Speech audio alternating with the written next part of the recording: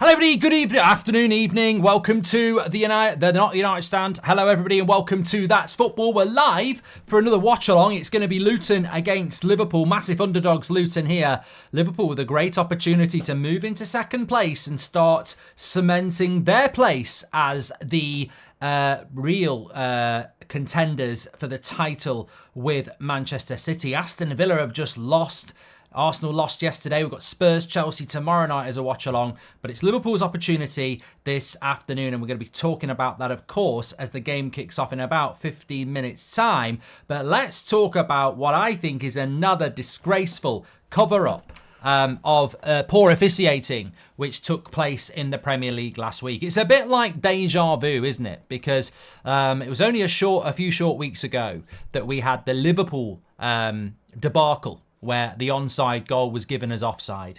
And as the week went on, it changed from sympathy from general football fans towards Liverpool to ridicule and banter, ending up with Jurgen Klopp mentioning a replay, and suddenly it was Liverpool's problem and nobody else's. Even quicker this time, it's happening with Arsenal. Arsenal were robbed yesterday, in my opinion, not of winning the game. Maybe Newcastle would have won the game anyway. Maybe it would have been a draw. Maybe Arsenal would have won it at the end. But they were certainly robbed of an opportunity to win the game by what I would describe as abysmal officiating. However, we've got certain pundits again. We all know their names, Gary and Jamie, coming out saying that it was a goal. It should have been given. It wasn't a foul on Gabriel. That there wasn't a handball in the build-up. That there wasn't an offside, and that the ball clearly wasn't out, so they should say it was in. This same thing happened with Liverpool. You know, the very next day after the Liverpool thing, I think Gary Neville was saying, no, Liverpool shouldn't be complaining. It's part of the game. He's come out again and said that if the PGMOL should just ignore all the complaints and get on with it because these things happen. I don't think these things happen, and I don't think they should be allowed because, to be honest with you, I don't actually give a shit about Arteta or Jurgen Klopp or Liverpool or Arsenal or Wolves or Manchester United or any other football club. They're loaded. They're absolutely loaded. Where I come from is that this is about football fans. Football fans are emotionally and financially invested in football. And what about all the people yesterday that were betting on an Arsenal draw as well? I mean, I'm not condoning gambling, but ultimately, what about the people who bet that Liverpool would beat Spurs? What about the people who bet that Arsenal wouldn't lose to Newcastle? What about all the people who bet that Wolves and Sheffield United would be a draw? These results have an emotional and financial stress factor for the people that matter, which is you, the fans. I'm very, very, very, very angry with the PGMOL this season. And I think a lot of people are as well. So for people like Neville to say, well, you know, they should just ignore all the complaints and get on with it, it's part of the course, I think it's a disgrace because we are losing and diluting the quality of our football and frustrating the people that matter the most. It would never happen, but there are a few select dictators in this industry that take you for granted. Whether it be Sky, whether it be TNT, whether it be football clubs, whether it be the Premier League, whether it be the PGMOL, they take your support for granted. If you withdraw it, if football fans go, no, enough is enough, they're done. They survive on your apathy to do nothing.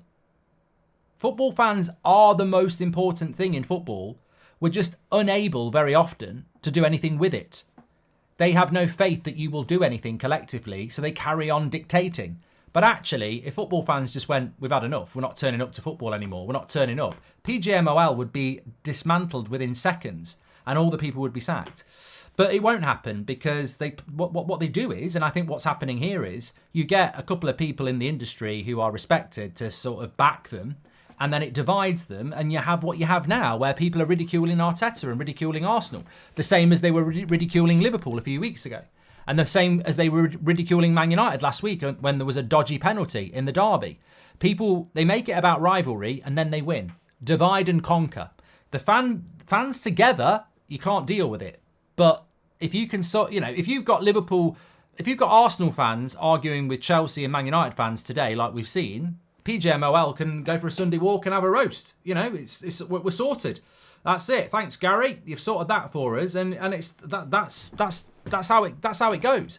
I think it's a shame. Obviously I support Manchester United, but I don't come at this with, for me, Arsenal losing a game is quite a good thing, isn't it? It's quite a good thing at the end of the day. But I don't come at it from being a Man United fan. I come at it from a disgust at the way football is being ruined more and more week on week. I thought the Wolves penalty yesterday was farcical.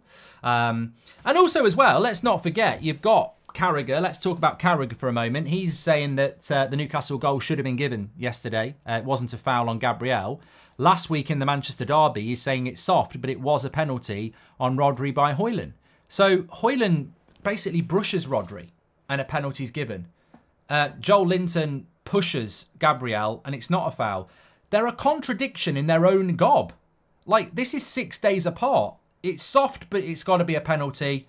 He shoved him in the back, it's not a foul. Like, what, one or the other then? So you can barely touch someone in the box and it's a penalty. You can shove someone in the box and it's not a foul. And this is what I mean.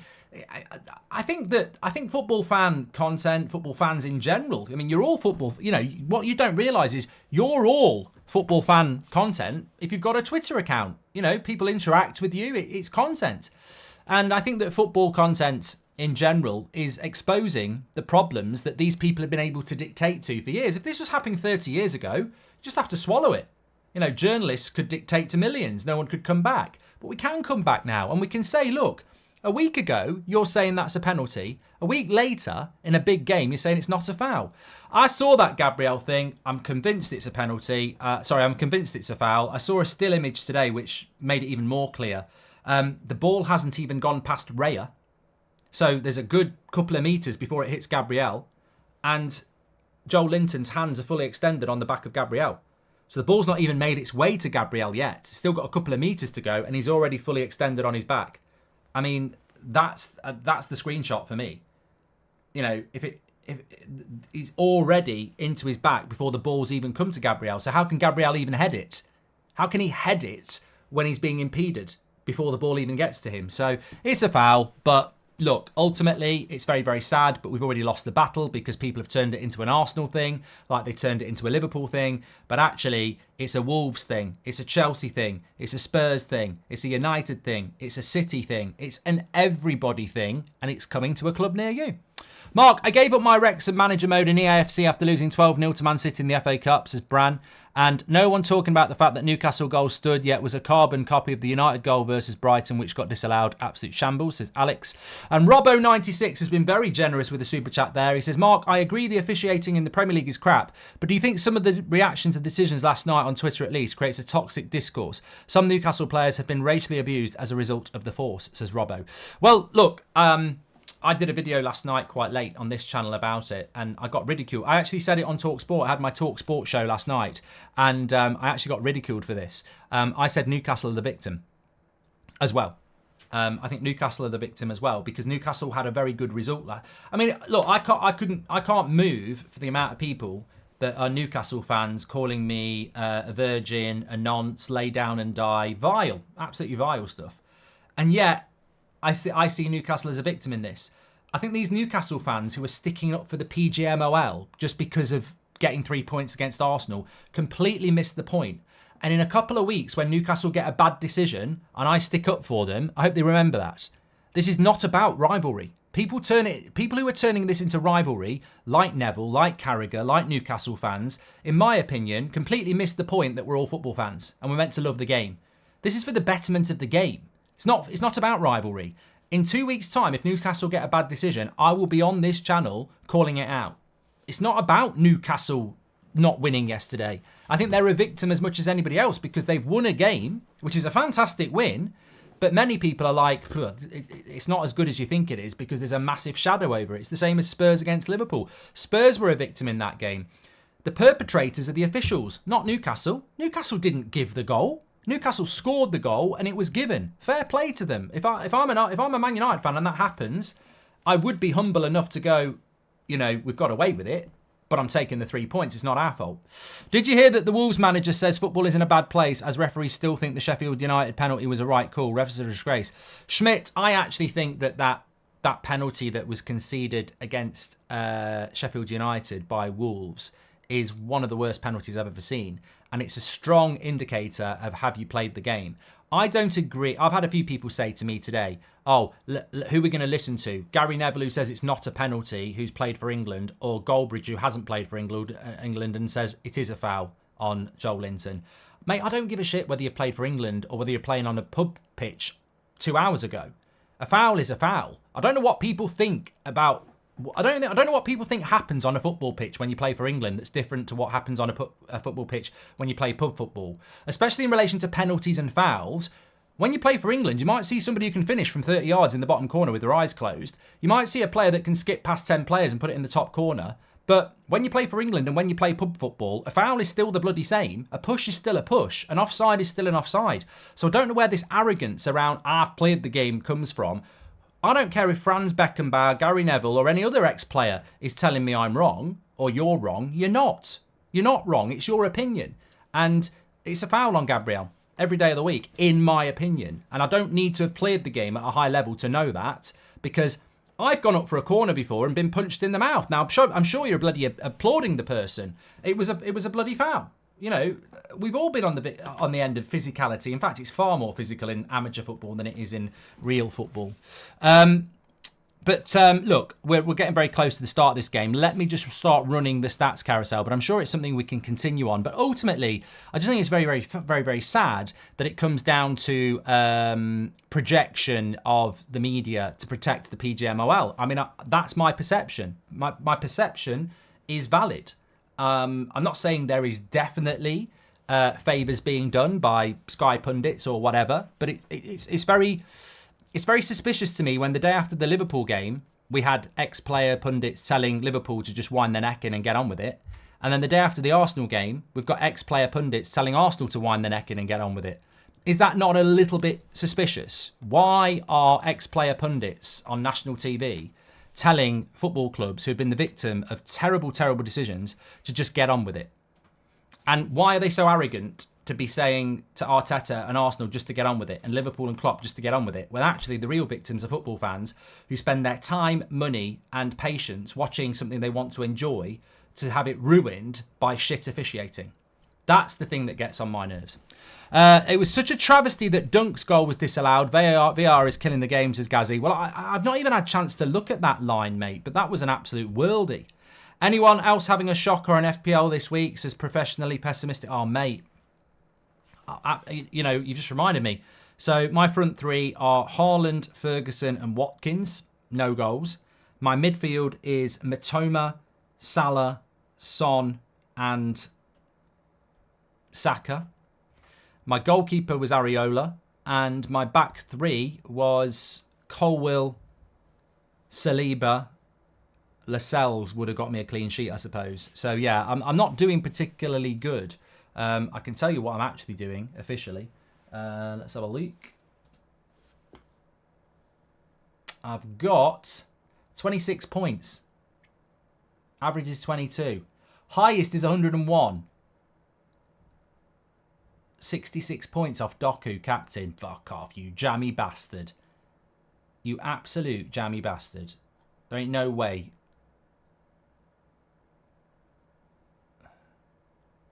$66 points off Doku, captain. There's always somebody, though, isn't there?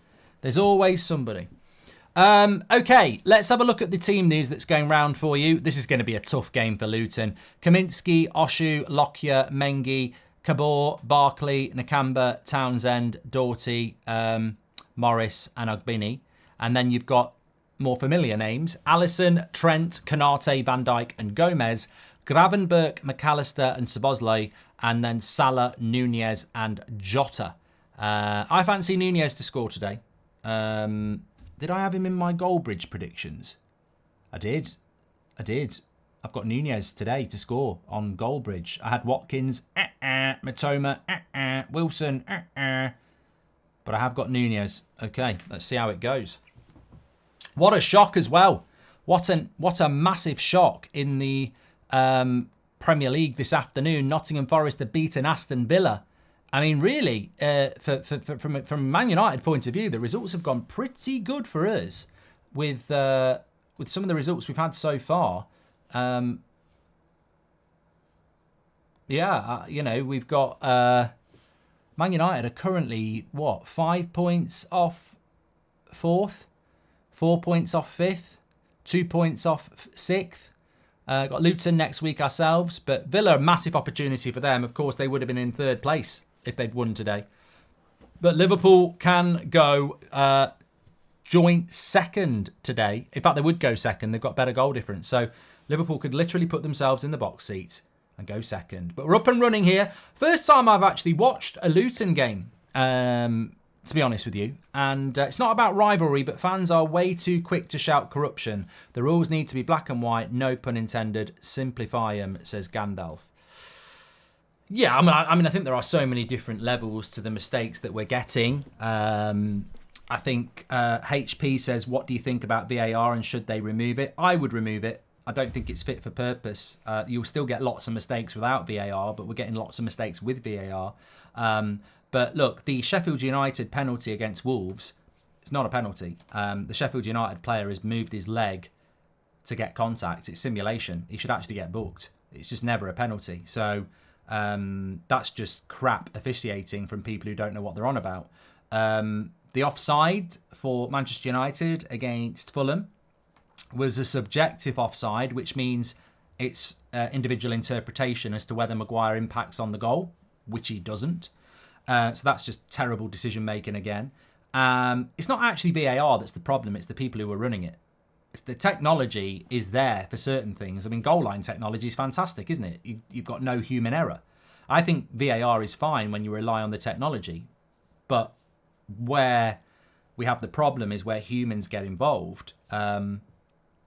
Look, was the ball out for Newcastle yesterday? It looked out to me. It might not have been out. I'm fully aware of the circumference of a ball and how it works, but we had one of those with Rashford and Højlund against Brighton, and they said the ball was out. It was inconclusive. And then this is the problem, isn't it? Like, Man United had that, and they said the ball was out, but they don't have the technology. So how can they say it was out? And then Newcastle, they say, well, we're going to say it was in because we don't have the technology. And that's what pisses people off. It's the inconsistency. In one game, you're saying the ball's out, but you can't be 100% sure. In the other game, you're saying the ball's in, but you can't be 100% sure. So that's ridiculous in the same league as well. As for the Gabriel foul, I mean, I just don't know how you can interpret that as not a foul. He's got two hands on him. He's pushing him before the ball reaches them. How can you say it's not sufficient to be a foul? I think you've got to go with a foul because the evidence is there. It's just guesswork. And as I said, unless you can physically... Oh, good cross. Oh, good defending there by Luton.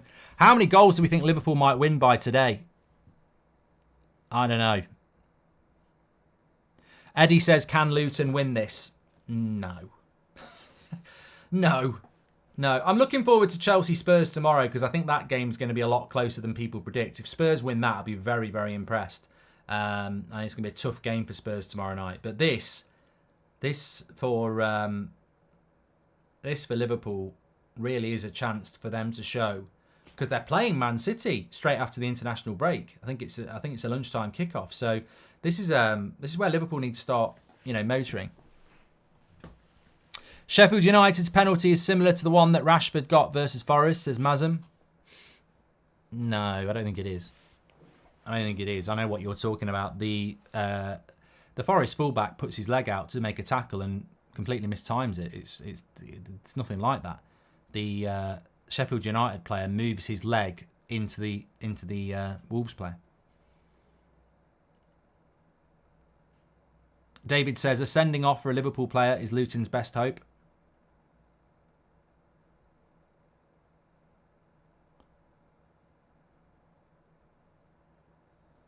Trent's just gone down injured here, but I think he's all right.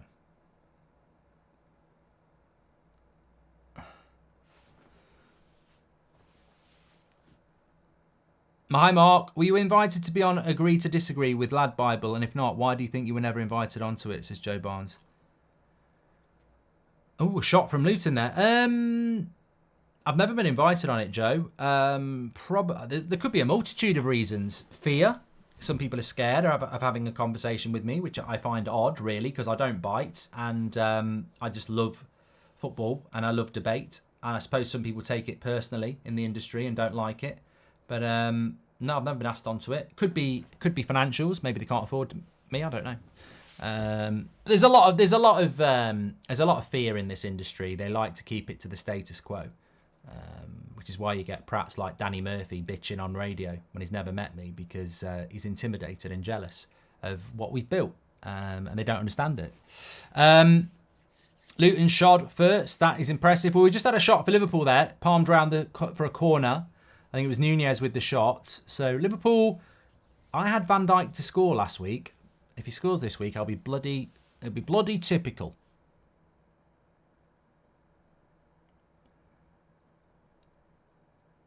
I do think there'll be a lot of goals in this game.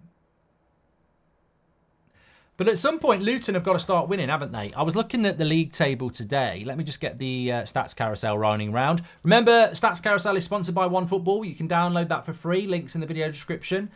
Free to download on Apple and Android. What is OneFootball? Get all your latest breaking football news and transfer news on OneFootball. But also, they have individual stats as well. So we've got the team stats there. 85% possession for Liverpool already.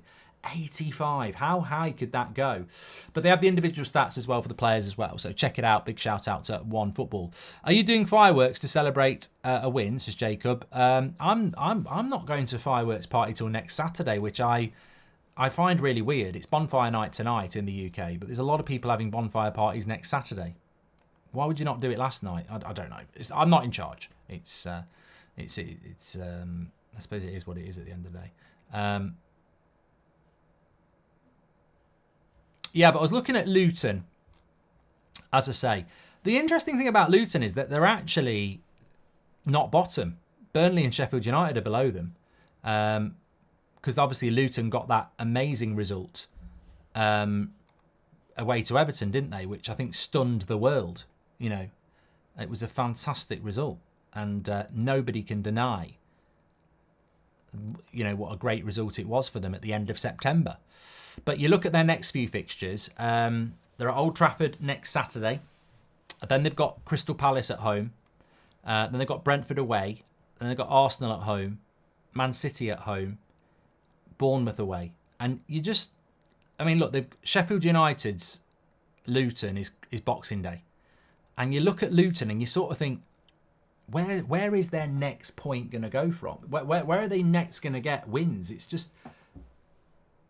I listened to a really... and credit and respect to Luton. I think it's an amazing story. It's not that long ago. They were in non-league football. So they've got an amazing setup. And I was listening to their chairman on the radio a couple of weeks ago, and he was saying that they're not panicking. They expect that they're going to start picking up most of their points in the final third of the season. So probably from around February time.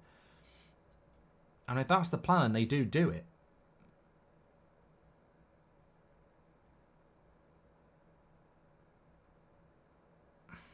lovely run out from the back here. Lovely run out from the back here. And he's found Salah. And Salah nearly puts the cross in. I think it was Canate who powered forward there. Seems to me that teams have to convert their chances to beat Spurs, which is exactly what Chelsea are not very good at, says Spencer.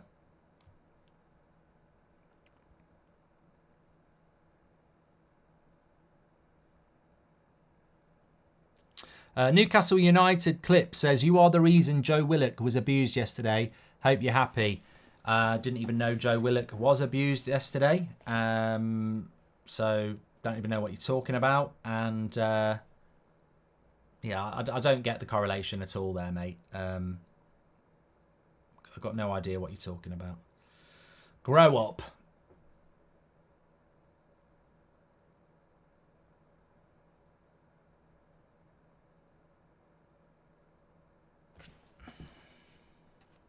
What's your opinion on Doku, says Joshua? I think he's I said it yesterday. I mean, he's a player that a lot of people knew about, and then he ends up at Man City.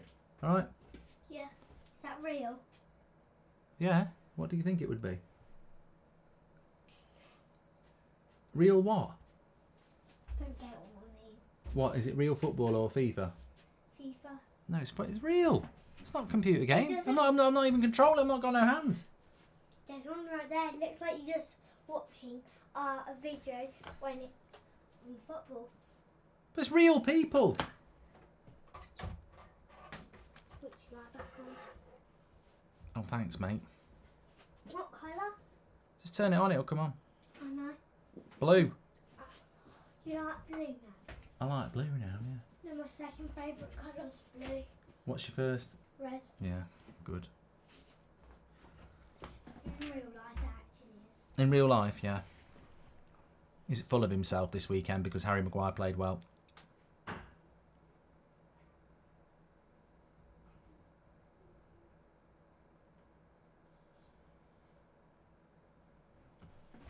He's left the door open. Here's Gomez, playing at left back at the moment.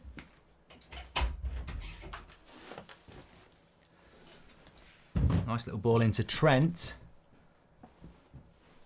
I think for Luton to have any chance, it's all about. It's just about. I mean, it's very obvious, but not conceding. But it's also about not conceding early. Like if they can keep it 0-0, every minute they keep it 0-0, it just.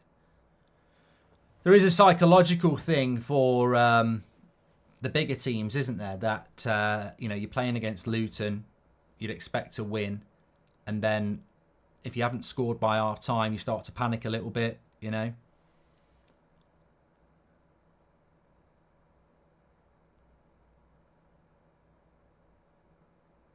Thanks everyone who's tuning in, by the way. Please do subscribe to the channel, bottom right hand corner. We have hit 50,000. I'm going to change that actually. We're nearly at 51,000. So thanks everyone who gets involved with the channel. You're all very welcome here. Doesn't matter who you support. Get involved with That's Football. Another super chat coming in here. Why is Anthony Taylor the fourth official, says Bugsy? Don't talk to me about these bloody officials. They're a bloody rule unto themselves, aren't they? I mean, I can't get my head around it, really. I really can't. Incompetence on a major scale.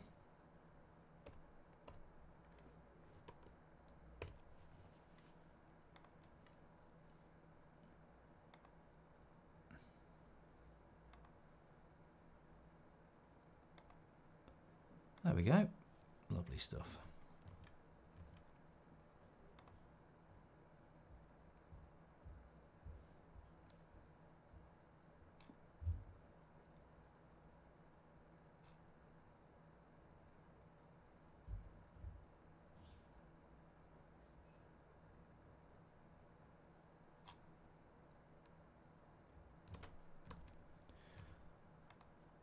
There's Nunez. Oh, he's hit the Denver. I suppose that's the big problem with Nunez, isn't it? I think he's a really good player. I would love Man United to have signed him. And I know he's the object of ridicule. And he does need to work on his finishing. But the run he makes here is fantastic. It's just the finish. You look at the run he makes, the diagonal. Brilliant, brilliant, brilliant chance. He's a chance magnet as well. I've always called him a chance magnet. But he should score. He's got to be scoring that. He's done all the hard work, really. He's made the diagonal run. He's been powerful. He's been strong. He's controlled it. He's got the perfect volley and he hits the bar. Carragher, Neville, Roy Keane, snog, marry, avoid, says Jay Radcliffe. I'm not snogging or marrying either of them. You put the wrong three people together there. You need to come up with like Carragher, Keane, Neville, holiday, prison sentence, or something else like that. I'm a Newcastle fan. I love your channel, says Paul Jacobson. There's absolutely no reason for Newcastle fans to be getting on people's back about what happened yesterday. As I said, I feel that you're the victim as much as anybody else because your victory is somewhat, is being challenged by incompetent refereeing. And nobody's having a pop at Newcastle. Nobody's having a pop at them. The next interview with Arteta by Gary or Jamie is going to be awkward. I can see him boycotting Sky Sports, says 58 Go. Well, you know what? Who did Gary and Jamie interview not that long ago? Howard. Oh, we're going to have Howard on the show. He's going to talk to us about the audio from VAR. And I think that's what it comes down to. They're just protecting a mate. Or they're protecting a contract because they're being told to do that by Sky. Good play by Luton. Into the box. Over the bar. Could have been a moment there. Could have been a moment. Love from Malaysia, Mark. Hope you have a great day. You too as well, Ahmed. Thank you very much for your super chats. Appreciate that. Nunez is kind of like Lukic, a flat track bully, says Stev. I like Nunez. It's a weird thing, but I liked him before he went to Liverpool, so it's not because he plays for Liverpool. I just think he's not Erling Haaland. Like, Erling Haaland's the best striker in the world, and you shouldn't be comparing Nunez to Haaland, but I do think he will start to score goals.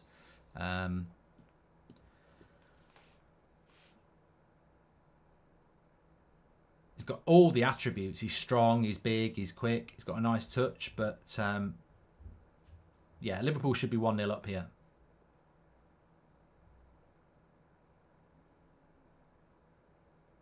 Oh, a good point by Mike. He says Harry Kane's the best striker in the world at the moment. Well, I wouldn't disagree. I wouldn't disagree. I think at the moment he arguably is the best striker in the world.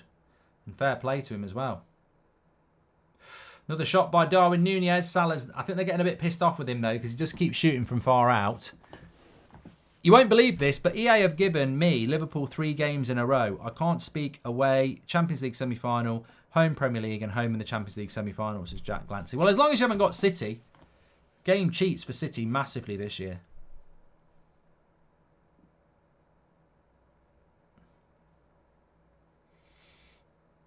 Please Luton win. I hate Liverpool, says Paul.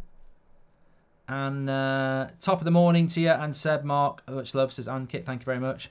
Well, you know what? We spend so much time... I think the sad thing is we spend so much time talking about these officials, and actually we're watching a game called football, for anybody who remembers. And we spend so much time talking about VAR and the PGMOL and the dodgy officials and the dodgy pundit opinions, and actually we don't talk about the football enough, which I think is really, really sad. And one thing I've been saying about Liverpool for quite a while is that what Klopp's done in that midfield is absolutely sensational. Like, Liverpool struggled last year, and Henderson, Thiago, Fabinho would have always been seen as their best midfield 3. You've now got McAllister, Szoboszlai and Gravenberch playing in there. And I think it's not easy to do that. The engine room of a team is the midfield. They're in a title race with a midfield that he's put together in 2 months in the summer and pre-season. It's amazing. And I tell you what, Szoboszlai is under the radar a little bit. We were talking about this on the podcast this week. He's under the radar a little bit because we did Szoboszlai or Maddison, and everyone would say Maddison at the moment, but Szoboszlai is doing really, really well. But I tell you, the biggest player under the radar, Alexis McAllister.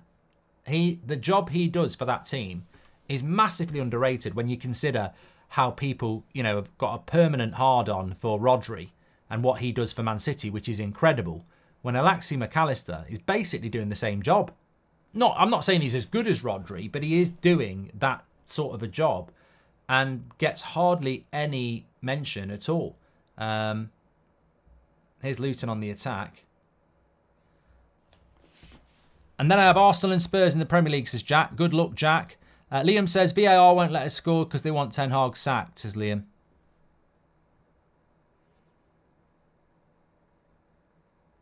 Paula says, do you think injuries could hurt Liverpool again? I think injuries could hurt anybody apart from Man City because they've got an amazing squad. But, yeah, injuries in the midfield. Look, Arsenal lost Saliba at the end of last season, and I think it cost them the title. Or I think it would have been closer if he'd stayed fit.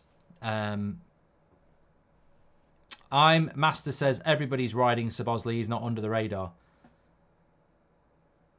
Still undefeated, says Izzy about Liverpool. Yeah, don't let Arsenal fans know that.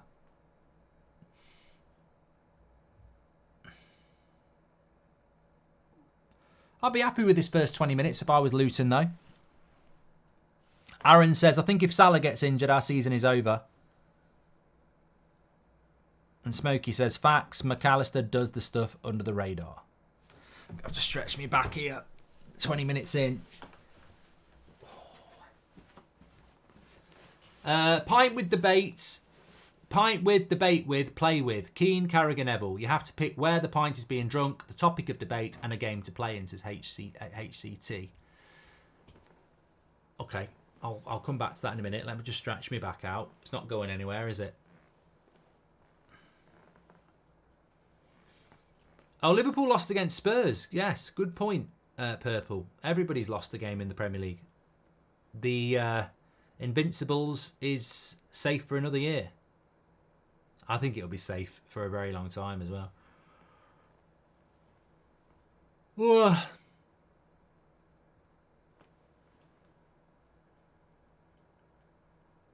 Oh, Spurs haven't lost a game apparently.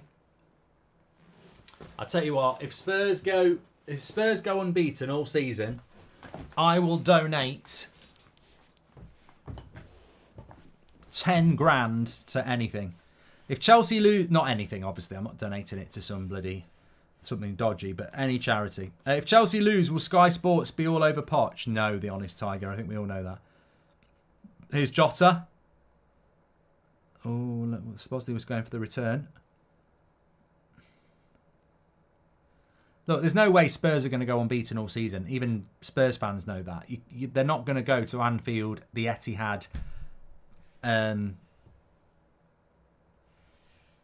St James's Park and not get beat. It's very, very, very difficult to do that. Paul Jacobson says, read my super chats. Sorry, Paul, I missed it, did I? Callum Wilson is better than Darwin Nunez, says Paul. Oh, Paul. Well, okay, let's not have my opinion. Let's have the opinion of the chat. Who did you say is better than Nunez?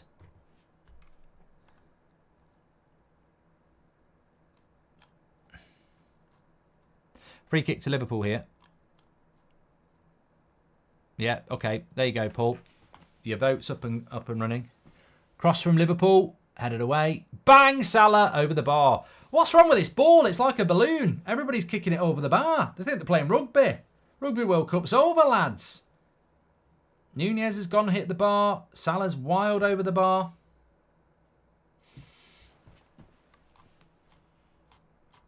Yeah, your Wilson's better than Nunez. Things not going too well at the moment, Jacob. If Spurs go unbeaten, probably still finish second, says Rob.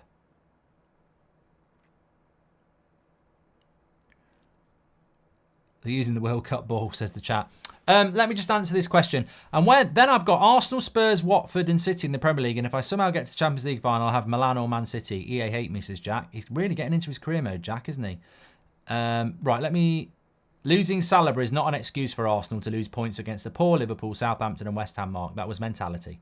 Stev's not having it. And why do so many people think the Premier League is helping Man City with decisions? Why would they do that while trying to end them with 115 charges off Meta? Are they trying to end them with 115 charges? Look, Man City have been very, very lucky this season with decisions. They had the Kovacic double red card that didn't happen. Lovely play by Salah. He should have crossed that. They had the Fulham goal that was offside that was given.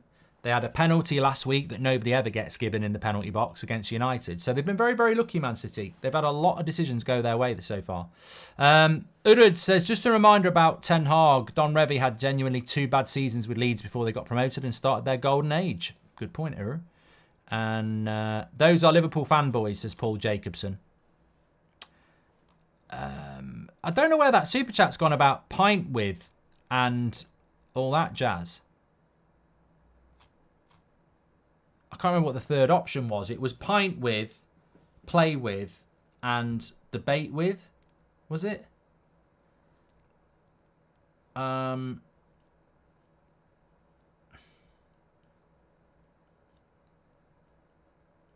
Yeah, I'd have a pint with Gary Neville because I actually think, unless he's a complete and utter twat, if we actually met and had a pint, we'd get on all right, actually. But he might, maybe he is a complete twat, I don't know. But I'm not. Most people I meet go, oh, you're all right in real life. So I think I'd have a pint with him because I'd be just curious. I'd play against Carragher because I'd like to beat him at something as he's a Scouser. So I don't mind whether it's pool or chess or darts. And I'd have a debate with Roy Keane, which is actually probably the most dangerous thing you could do in the world, because I just like the challenge of. I think I'd be. It's just my mentality. I'd probably lose a debate with Roy Keane because he's so intimidating, but I don't fear those sort of things. I like that sort of a challenge. So yes, I think I would do that. It'd make for great content, but. What's the point if you're not going to test yourself, I suppose? Bull says the Luton crowd are a lively bunch. Well, this is meant to be how Luton stay up. Luton are meant to stay up off the back of their intimidating football ground, aren't they? So look, I think we all knew that the Luton crowd was going to be intimidating. It's whether it can be inspiring enough to the players and have they got enough quality to cause Luton other teams problems. Which pundits game do you think would translate best into the modern game? I think Keane would struggle with the new strict rules as he was so physical, says Swift.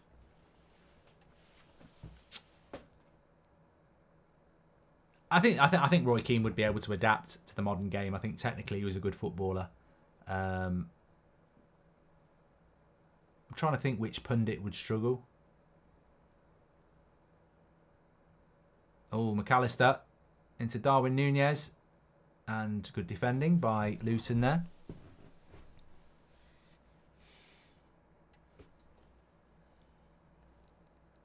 Graham says, how have Luton got a TV screen but Man United don't? I don't know why United haven't ever fixed that, to be honest.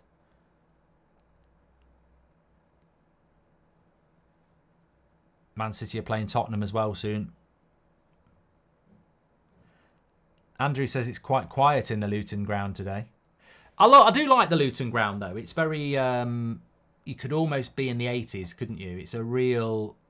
It's got a real old feel. It's like Goodison Park, obviously a smaller version, but it's got that old feel. I mean, even as you look at behind the Liverpool goal at the moment, where Alisson is, there's different levels of the ceiling of the stadia. It's just proper old school. 1880s, says Zippy. It is old school. But they're doing all right here. 26 minutes gone, still 0-0. Come on, City. Thanks for your super chats. Nice ball by Van Dijk out to Salah. I'm sure there's a few people who've captained Salah today. Did you watch the Villa game, Raj? I didn't actually watch the Villa game. I think Forest scored in the first 5 minutes, didn't they? And then I knocked on like One Football in the second half. I saw 2-0. I was stunned. I really didn't fancy Villa not to score today. And let's not forget, they haven't been playing in Europe this week either. So, I mean, it's a great result for Forest. Home form again. They won't have any problems staying up this year. I think they'll be around the bottom half, but they won't have any problem staying up. But Villa, that's a massive opportunity, isn't it? If Salah moved to Saudi, Pulisic would be decent, says Supreme. Yeah, but he can't stay fit, can he?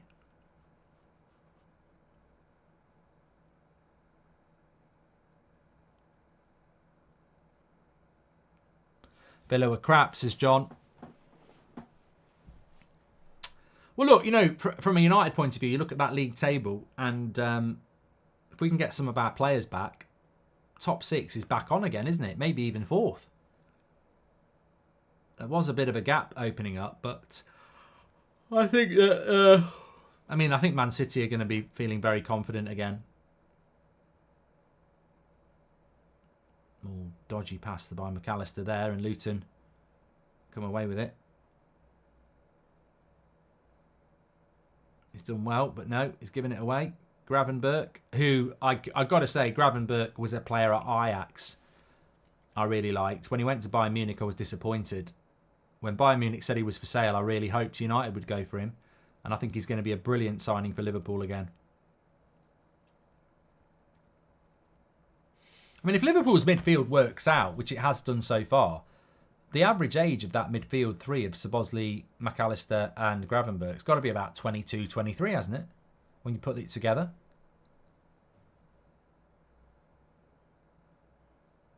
I think the thing I like about Alexis McAllister is he's got a great centre of gravity to just run the game. Tenacious player as well.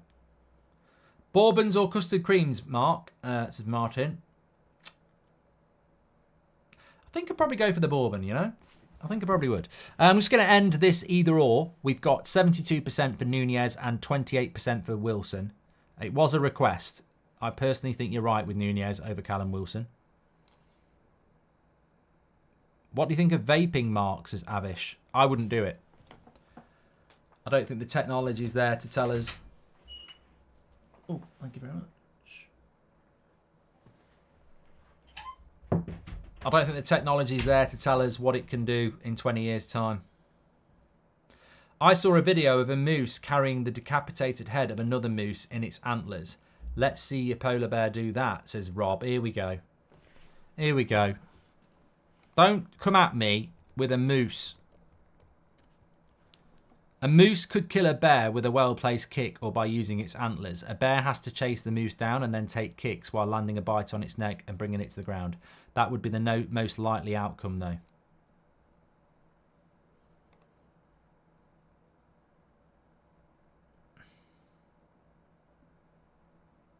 And you can put this in your pipe and smoke it as well, Joe. Bears have been known to be particularly effective predators of moose calves from birth to about 2 months and often kill adult moose in the spring. Basically, moose is the prey of a bear. So don't come at me saying a moose could have a polar bear. Absolutely not. You're talking out your ass.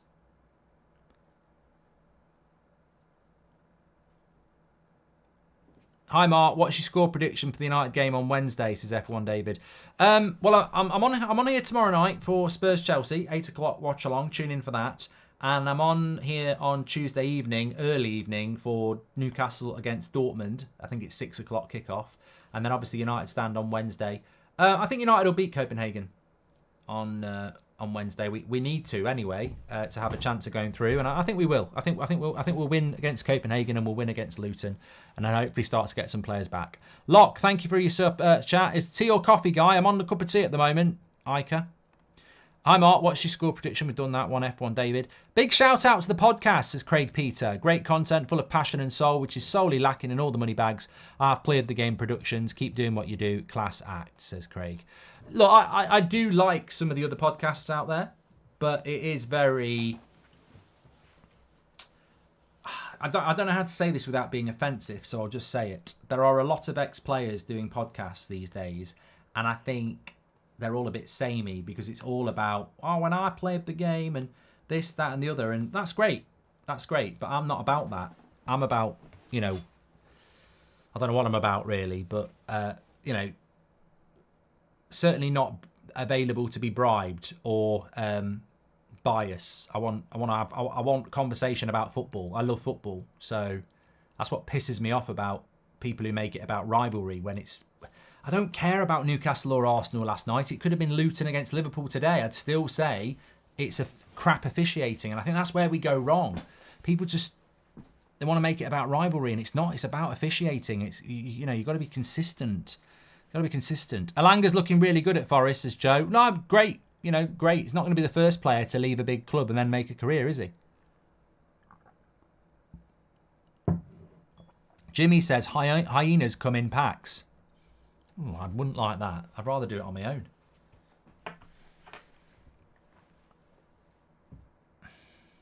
Anthony thinks that Luton might win this. Gravenberg.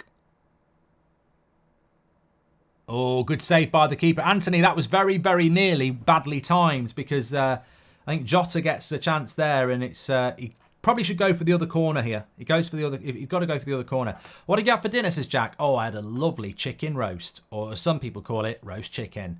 Yeah, I loved it.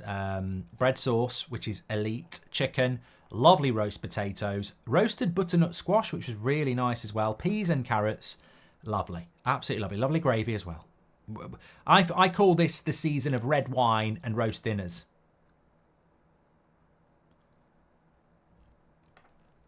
What player playing now is most like Roy Keane, says Darren?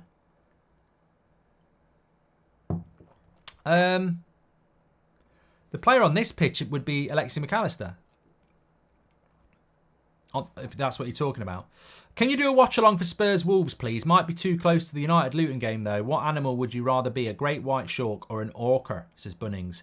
I'd rather be an orca, which is a killer whale, because they can kill great white sharks.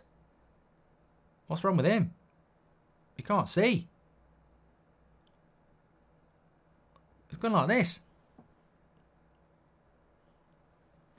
Oh, he's opened his eyes now. God, he was causing me problems. He's going like this. I was like, open your eyes. What's wrong with them? You have to have more guests' opinion on your pod, says Nelly. Well, we do have guests on the podcast. It's you lot. We were reading out all your questions the other day. How long do you think Tottenham would have to maintain their current form for you to believe they could challenge for the Premier League title, says Off Meta. I think where Tottenham are at Christmas, will be the dictator, because then I would hope that they would spend in January.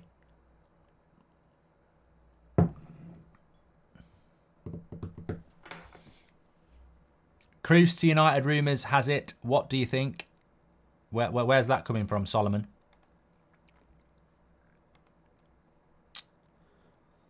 The perfect roast dinner is Christmas dinner, says Billy. Oh, I look forward to it every year. Love it. I love it. I'm not. I mean, yeah, I love the Christmas dinner. It's the best. It's the older you get, I think the more that it was an inconvenience when I was a kid. Christmas dinner, because I wanted to be playing with my Sputio and eating my chocolate. But the older you get, the more it becomes good. Crew. Let's have a look. Are you doing anything for bonfire night? Not tonight, Northy. No. How would you rate Onana season so far? Says F1 David. He's getting better. He is getting better. Oh, what a volley on the edge of the box by Trent, but it's blocked. Lots of people loving a roast beef. Anders' dad says, is this your original YouTube channel, or is it part of a group like the United Stand? This is just a channel I set up because I like general football. Any one signing that would improve United, says Ankit. I think they need more than one, but if I could make one immediately, it would be a centre-back at the moment. I think we're desperate for that.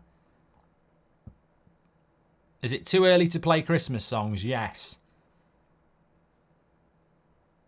I'll tell you what, Mr. Doublino makes a good point. He says, let's make Christmas a leap year thing. I do sometimes feel that it does come around too quick, and it would be better if we did it every 2 years. But how would that work? Imagine how depressing December the 25th would be on the year that it's not Christmas. And also, it's meant to be for the birth of Christ, so you can't really say we're not celebrating it 1 year. We're doing it every 2 years for our own satisfaction. It's a flawed argument.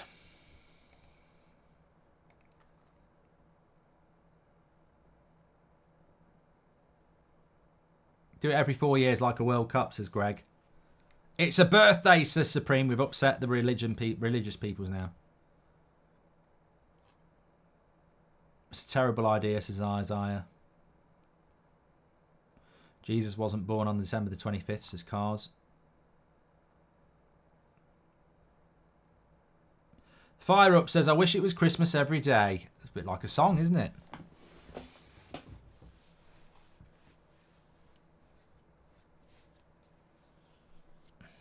Next watch-along I'm doing, Aiden, is tomorrow night.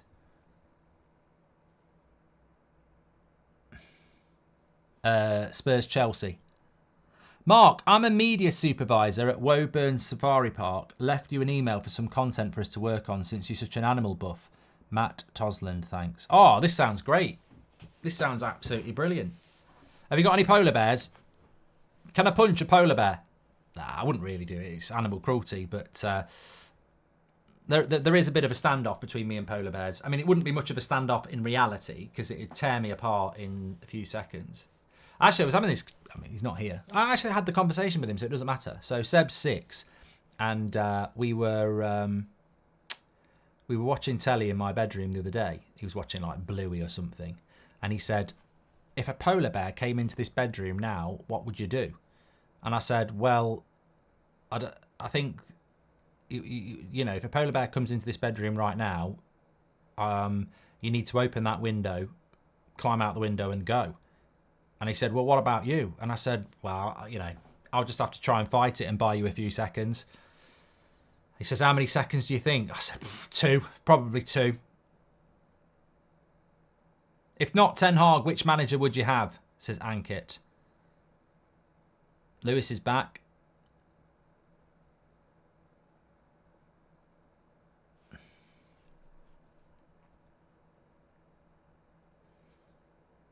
Ryan says, a polar bear eats you alive, so it won't be a quick one. You'd be alive for a couple of minutes while it eats you. Ah, come on.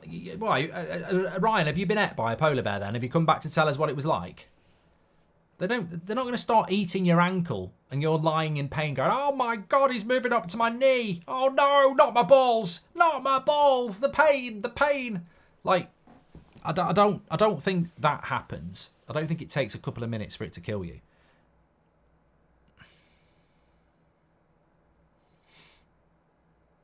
I don't think it'd be very nice, but you know, lions are ruthless. They go straight for the throat, which is something I thought Liverpool might have done today.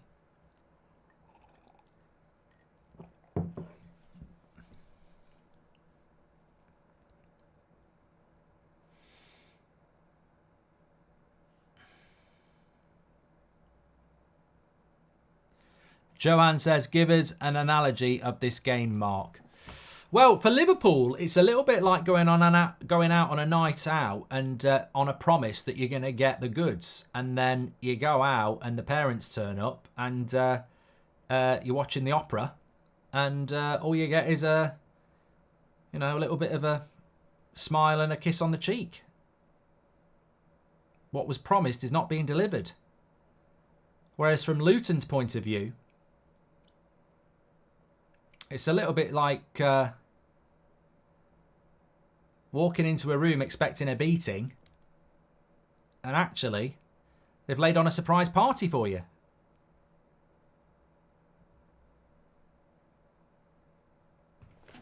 It does, unfortunately, eat you from your butt, legs, back. Polar bears are nasty like that, similar to the Inquisition. I've never heard such crap in all my life. Don't be panicking in the chat about what people are saying.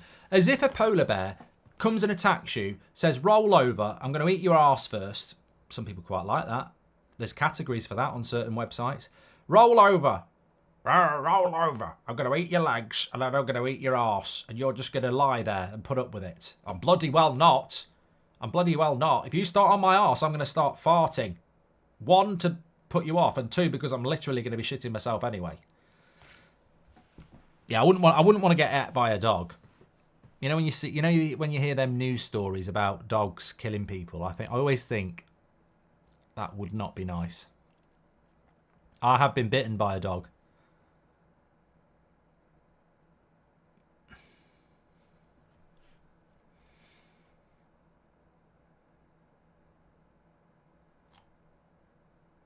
Is this that game that boring, says Luke? Well, I don't think it's boring. I think from would it not be more boring if Liverpool were 3-0 up? I think the longer this goes on, the more closer we get to a shock. This to me is a good result so far. Mark, speaking of animals, I once saw a group of 15 springboks devour a group of 15 bottle job roses twice up. Oh, Elijah's talking about, you know what? You have to be a lot more blunt than that. I didn't know what you were talking about until I saw, and I thought 15, it might be rugby. And also, who gives a shit? Liverpool haven't scored yet. There could be an upset, says OTV. Can you summarise the game, says Hi. Well, it's a bit like Three Little Pigs, really. Luton are in their house of straw, and Liverpool are huffing and puffing, but they can't blow it down at the moment. Is there any bear you could take in a fight then, says Glenn? Yeah, Paddington Bear. Little posh twat.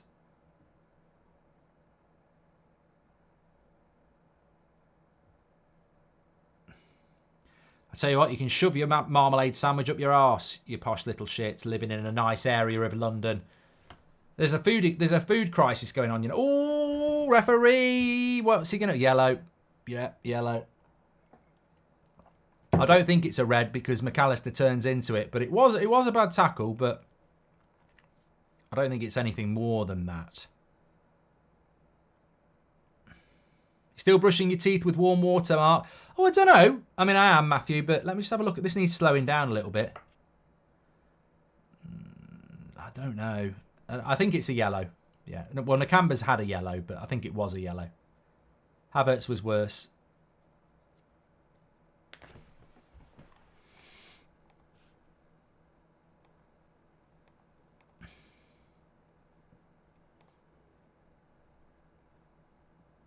Watch Cocaine Bear. It's your kind of film, says Aidan. Is there... who wins in a fight, says Morgan? A tortoise or a hedgehog?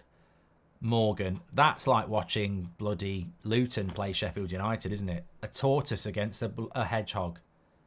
I mean, it's not Fury against Usyk, is it? Who's watching that?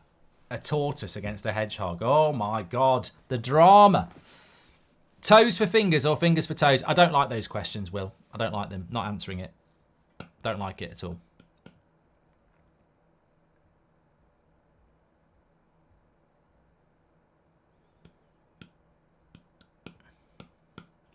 Tadic has got back to school tomorrow with double maths. Back to reality. There goes gravity.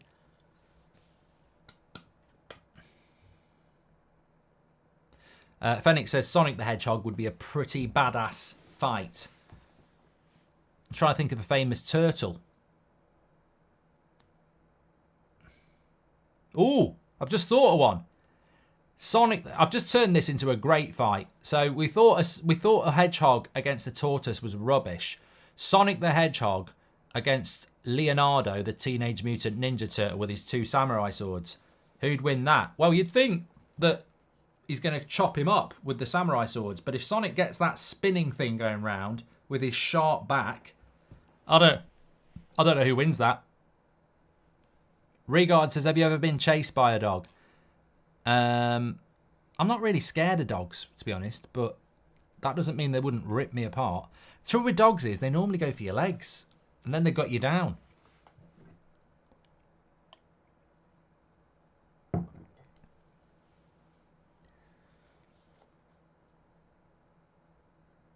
Winnie the Pooh against Paddington Bear. Who wins? Well, they probably sit down and have a fucking picnic. They're a right couple of prats. The only thing that annoys me more than Paddington Bear and Winnie the Pooh is Peter Rabbit, the little shit.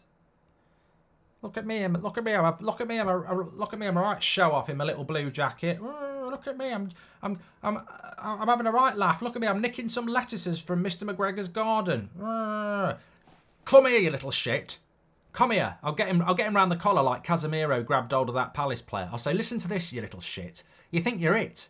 Going around in a fucking jacket, nicking fucking carrots and lettuces from Mr. McGregor's garden. He ain't your fucking dad, you twat. He ain't your dad.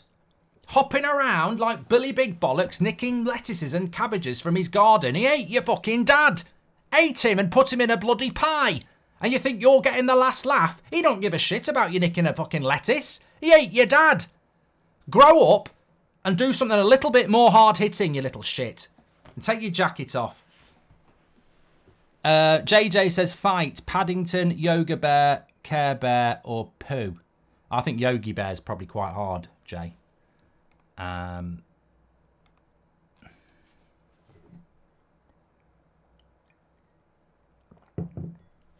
mean, look, if I was Peter Rabbit, perhaps you should rewrite a few children's stories, says Ben. I think they would adult themes.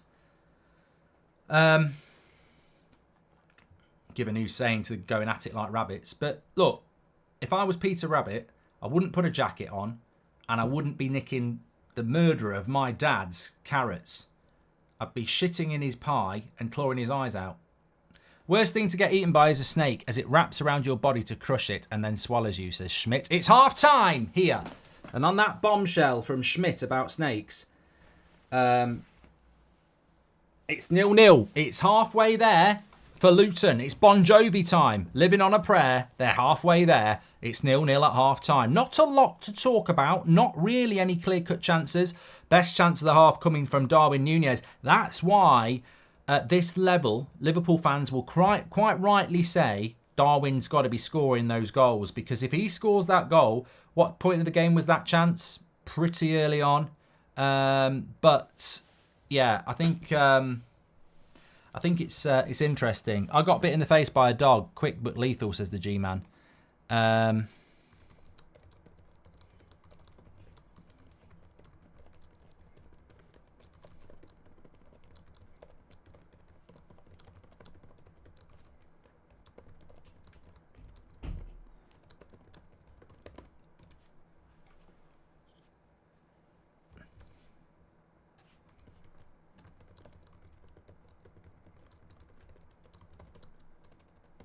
Sorry.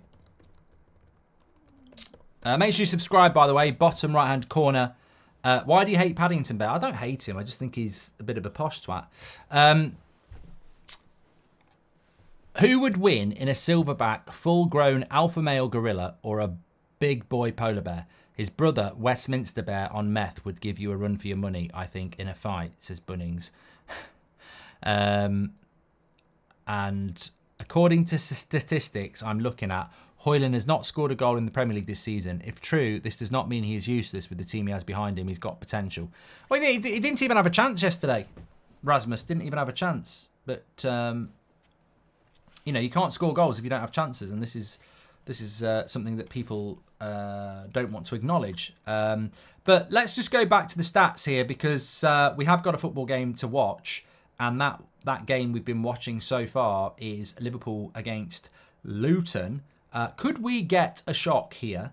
I think not. Having said that, they are halfway there at the moment. Remember, our stats carousel is sponsored by OneFootball. You can download it for free through the link in the description or by scanning the QR code.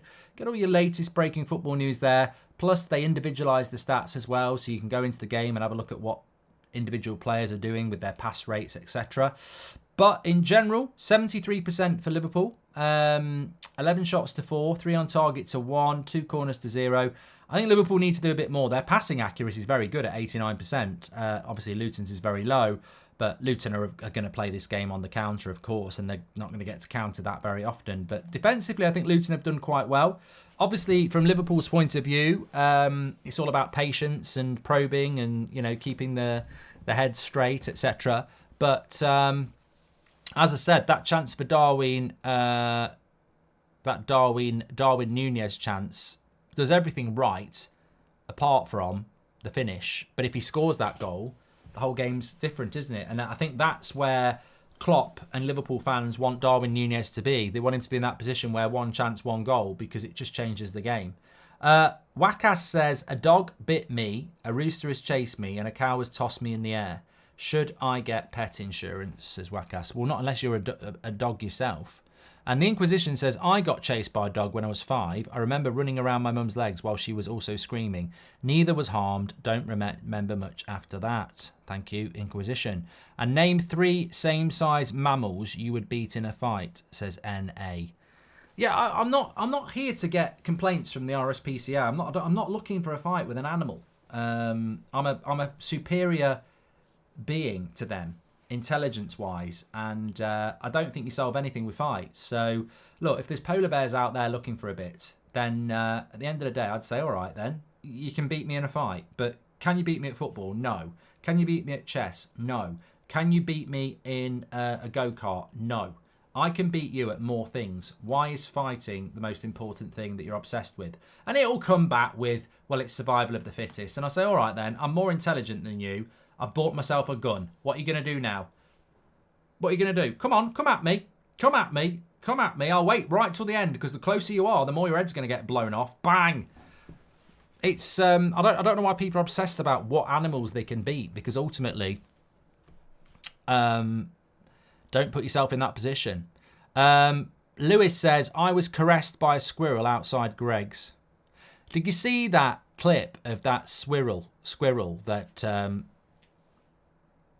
waited outside Tesco for somebody to walk in? The automatic doors opened. It ran in, grabbed a meal deal. I mean, it didn't get Doritos and a drink. It just grabbed like a sandwich. And then it stood at the door for someone else to walk in, and it ran out with it. And I was like, little genius. What a thief. Still a crime. But, yeah, intelligent squirrel. Do you think you could beat a chimp in a fight if it only had one limb? I'm not fighting any animals, Nicholas. You know what you're trying to do. I know what you're trying to do. Oh, it was a seagull. It was a seagull, average noob. It wasn't a squirrel. I don't know how intelligent squirrels are. Apparently dogs are thick. Don't worry, they won't know what I'm saying. Apparently dogs are really thick. I was actually quite disappointed. I was reading about dogs because I've got one. And apparently they're really thick. Like they only remember things on familiarity. So when a dog food bowl comes out, they'll think, oh, food. Or when someone brings their lead in, they'll think walk. But they don't actually have much of a long-term memory. It's almost repetition is the thing they remember. They're really quite thick, which is sad, really, because, you know, I like to think that dogs are intelligent. Did you find... I'm going to upset dog lovers now. And there's a lot of dog lovers. If you go on Twitter, there's a lot of dog lovers on there who, you know, they're married and they've got kids, but they've got pictures of themselves with a dog. Did you find a film to watch last night, Mark? Says Mix. I didn't bother in the end.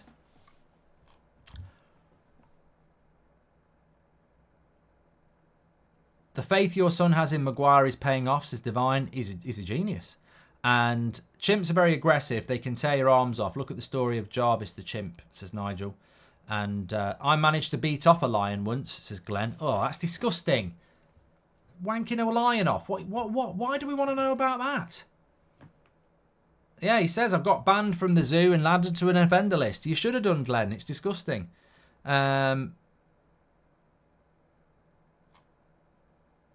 Who's going to win today? I still think Liverpool will win it. Michael Owen has now said Arteta was clueless and classless and should receive a lengthy ban. 58 go. Yeah. Mate, look, we were talking about this at the start of the game. Liverpool, after the onside goal wasn't given, you had the next day Gary Neville and other people saying Liverpool shouldn't complain, just get on with it. Arsenal, horrific decision yesterday.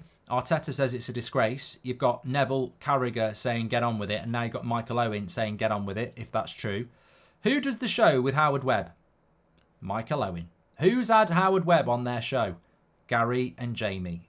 I mean, start opening your eyes to what's actually going on here. There's probably little WhatsApp groups or little messages going around. Look, we need to take the pressure off the PGMOL a bit. They're getting a lot of stick here and momentum's building in the fan base. You're really influential. Get out there and start, ridiculing Arteta, cause a division, and they'll all start fighting amongst each other. I see it for what it is. Hi, Mark. Made it to the derby last week. Shame about the result, but Manchester was amazing. Bought a new ticket, though. There was no way I would have gotten into the game with the senior ticket. Oh, Raoul, yes. Yeah, this is the guy who had a junior ticket and he had a senior ticket where you've got to be over 65, and Raoul's about 20 or 27 or something like that.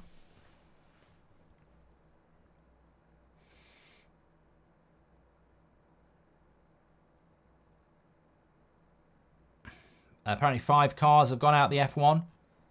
I thought the F1 wasn't till tonight.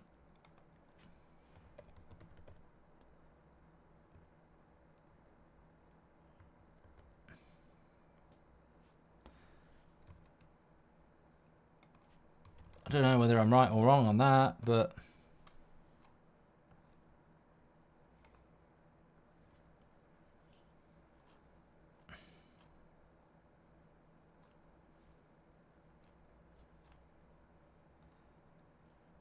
$3.7 million follow Michael Owen on Twitter. Well, boring people must need a wank.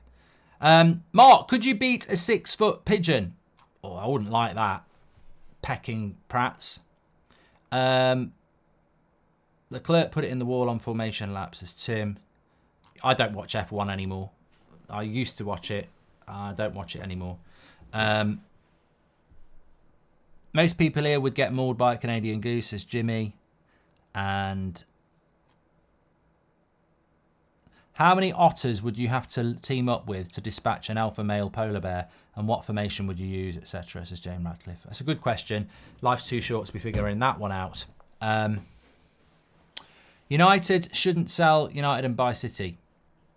And surprised it's 0-0, says Ashcan. And why would Arteta talk about the Liverpool VAR, says Ray. And I wish it was more competitive, says Fennick. I think he's talking about everyone. Daniel says Mark really hates Gary and Michael Owen.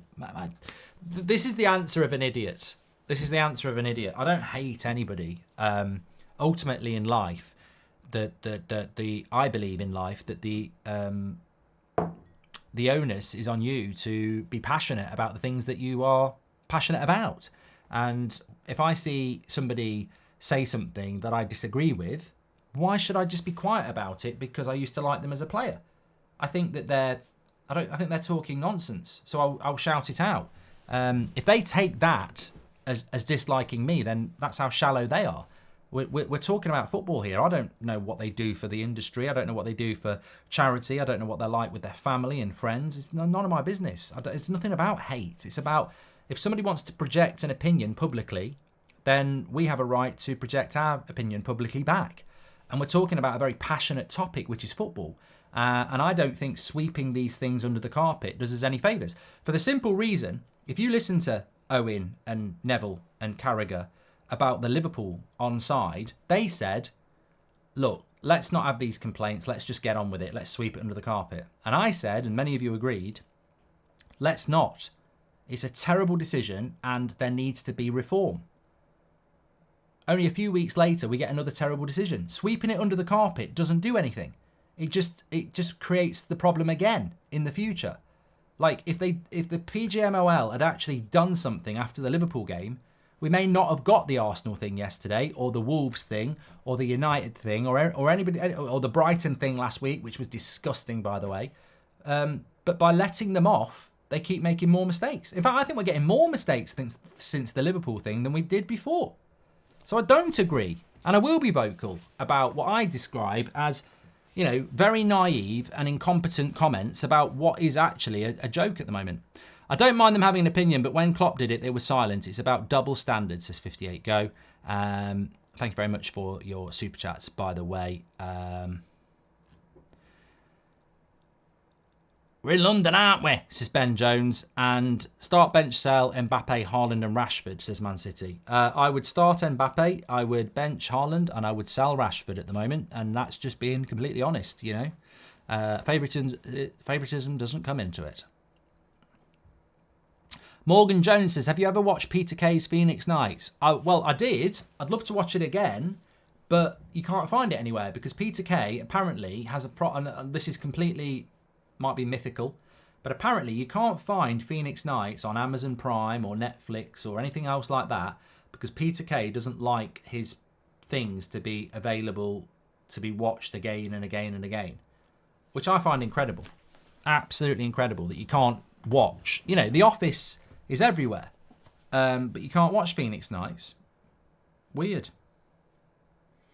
When was last weekend without a VAR? Sorry, Amateur Gaming says, when was the last weekend without a VAR howler? Liverpool offside, red cards every week, which are seemingly decided at random. Identical scenarios done in different ways every week. It's awful, says Amateur Gaming. Yes, it is. Well, fortunately in this game so far, we haven't had any dodgy VAR decisions. But on the other hand, we haven't had really any great football either yet. So we're sort of stuck in a halfway house here. We can't moan about anything. Full episodes are not on YouTube, I know.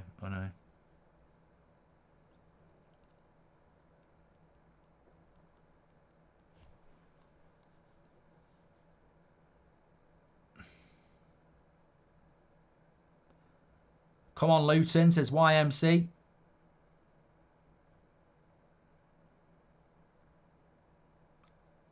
Chris B says, I think Arteta will get a ban. Well, that's a dictatorship, isn't it? Which is what I've said it is. A dictatorship is being absolutely incompetent, and then when anybody says anything bad about it, you shut them up. I mean, in the olden days, dictatorships would be they're doing something badly, people stand up to them, and then they get removed. And we can all think of dictatorships like that. I think this is a dictatorship. If they have really bad decisions being made, and then somebody says something about it, and you ban them, that's a dictatorship. That's what we're dealing with. It's a dictatorship. There's no accountability for bad mistakes. And if anybody says anything, they get banned. That's a dictatorship. How are we dealing with dictatorships in football in 2023? How is that a scenario? You need independent regulation, an independent panel with a variety of representatives from, all walks of life. I'd love to go on a panel for that, by the way. I think I'd be very good at that because I've backed Liverpool, I've backed Arsenal, obviously I back United. I'd love to do that. There needs to be an independent panel. If you had to take one of the Luton players at United, who would it be, says Liam? Honestly, don't really know anything about any of them, so I'd just say eeny, meeny, miny, mo. I don't know. I really... let's put all the names in a hat and I'll take one out. I really don't know.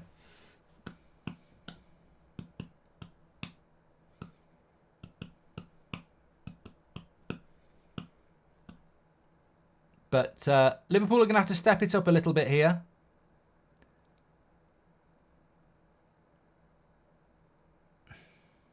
Terrible cross that by Darwin Núñez. Nakamba's, David, I think Nakamba's probably a good shout, actually. Pop him in the midfield. What do you think the problem with Chelsea is? Says Jerin. Can't score. Can't score goals.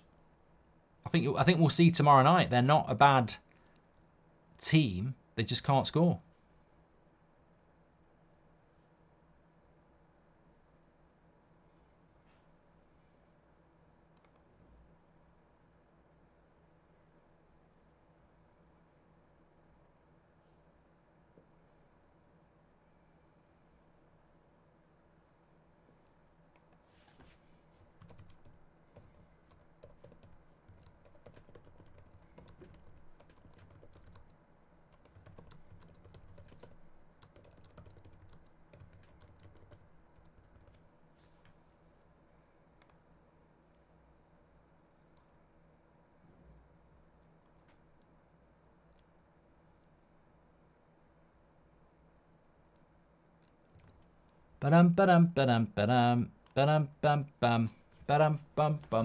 Just got back from the City ground. What a win, says Jake.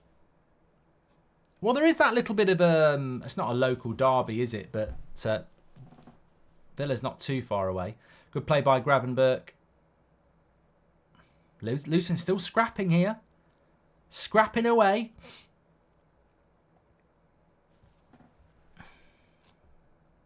Jan says United still haven't drawn this season, Mark. No, they haven't. And I think that's something... I believe Arsenal did this a couple of years ago. They lost their first 3 games of the season, didn't they? But they ended up doing quite well. Yeah, I mean, look, if draws are... I mean, obviously a draw is not terrible, but if you can win and draw... and if you take draws out the equation... it can have a big impact on your points total as long as you win a few.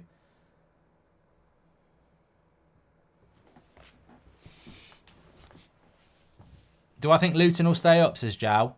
No. They've got fireworks there, though.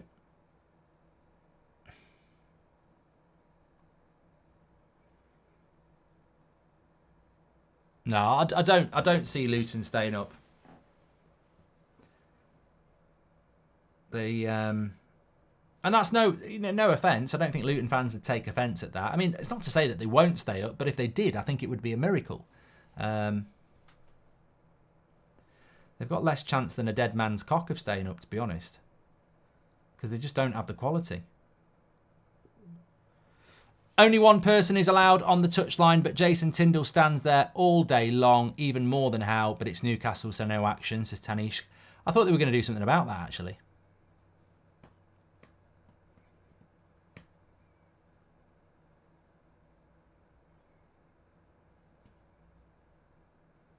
Second channel, can't watch the game today. Is it a boring match?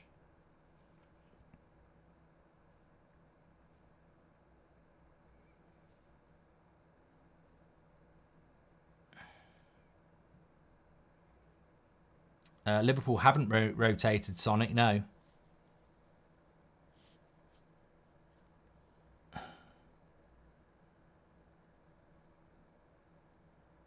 I mean, look, the interesting thing in the Premier League, and I don't know whether it's a good thing or a bad thing, I mean, it is a good thing in a way, is that I can't remember the last year we got to Bonfire Night, November the 5th, and there hadn't been a Premier League sacking. We're getting on for 3 months without a sacking so far. Normally, we'd have had at least 2 by now. So, I mean, Vincent Kompany's... I expected Burnley to have done better. I don't think... I'm not saying he should be sacked. It's not down to me, and I don't really have a lot of opinion on it. But to not have had a sacking yet. I don't think the refs should be VAR officials, says Demi. Just got back from the City ground. What a win, says Jack. And that's gone out for a goal kick.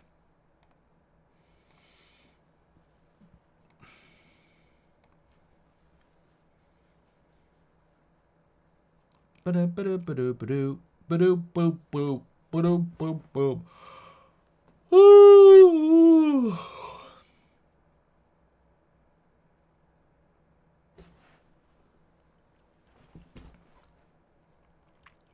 Is it squeaky bum time for Liverpool fans? not quite yet. I mean, I think you'd always want to be winning. You'd always want to be winning by a lot, but reality is it gets to a point where you just want to win, innit? But no, let's not take anything away from Luton. They've defended well. I mean, imagine if Luton were to score.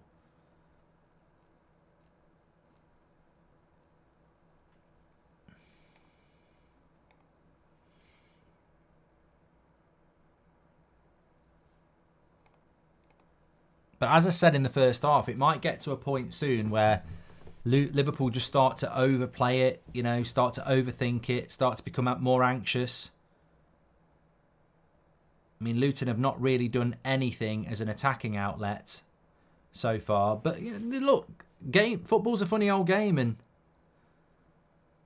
shocks can happen. Coco's Revenge says it would be great if Luton had held out for a draw. That's a lovely ball there. I don't know who's hit this pass out to Jota, but it's a great pass. Is he going to find a pass? Salah goes to Szoboszlai. They've sort of lost the opportunity now. Can't wait for the international break, says Ben. Oh, I can. I can. Although I'm doing my... if you are stuck for something to do in the international break, I do my annual, yearly charity stream on the middle Saturday. So join me for that. It's an emotional but worthy day. We raised £30,000 last year, so hopefully we can do something similar this year. Last minute Luton winner, says Stephen B. Do you think the lack of manager sackings is a result of owners thinking more long term in their club development, says Stephen? McAllister's just been booked there.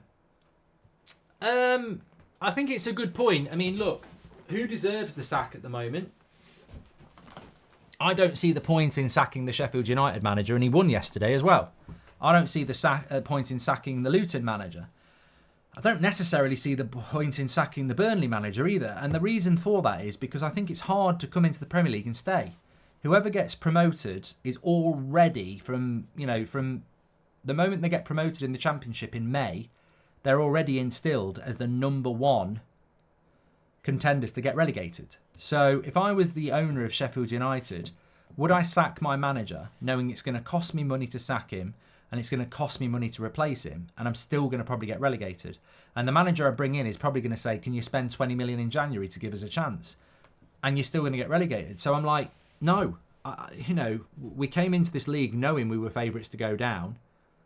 Let's stick with the players and the manager that got us here. And if we go down, we've got 30 million in parachute payments to come back stronger again. So I wouldn't, if I was a relegation team, I wouldn't be sacking my manager anyway. So who else deserves the sack? Well, maybe people were thinking about Deitch, but Everton have turned a corner. I think the league is very, very competitive, and I think that there's no real candidate to get relegated. I mean, look, the media have been pushing Ten Hag. Some United fans have, but I really feel like... hold on a minute, is Jota. And Eric Ten Hag is the first manager in United's history, quickest manager in United's history to get to 50 wins. And the media want him to be sacked. Like that win against Fulham yesterday has put him as the quickest manager in our history to get to 50 wins. And people are saying sack him. It's incredible. Crossed into the box by Luton there. Cleared away by Canate. But they're on the attack again. Ooh, cross to the front post. Alisson gets hold of it. Shut up, Goldbridge. Stop trying to get me the sack. Everyone forgot about that. There's no need to be sacking Deitch. I'm basically the ginger Pep with hair and a deep voice. And he's got deep pockets. If I had pockets like Pep, I'd have a bag of gravel and some fantastic signings. And I think everybody knows it. I'll tell you what, Luton have come into it a little bit in the last few minutes.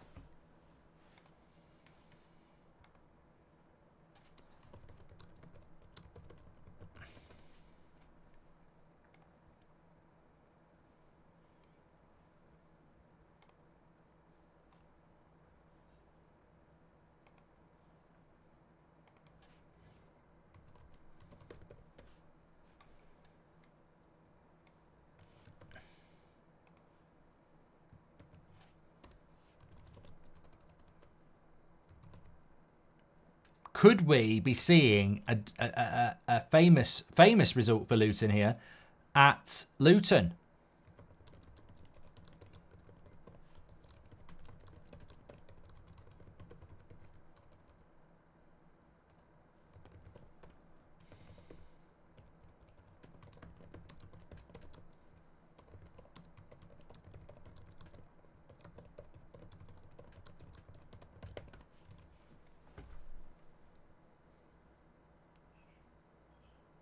Pizza says his FPL is in the bin.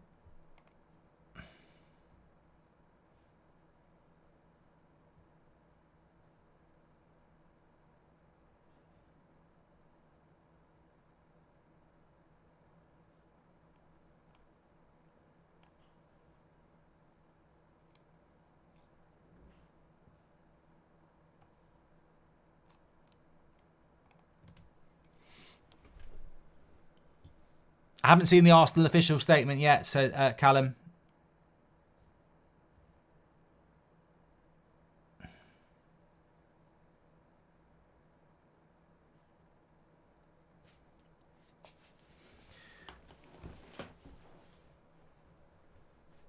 Matthew says, who do you think has the best traditional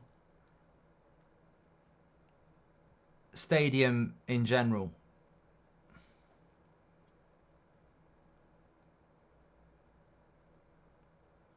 Well, I like Goodison Park. I've always liked Goodison Park.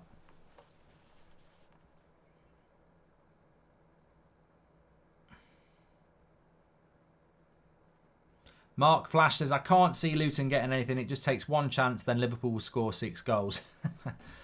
Well, yeah, the game would change if Liverpool scored. It would open up a lot more. I mean, Luton will be playing very defensive, as we've seen. And it's worked well for them so far. But you know what? I wouldn't be surprised if Luton get a point here, because Luton are currently ruining my FPL weekend, says Jonesy. It's been a weekend for...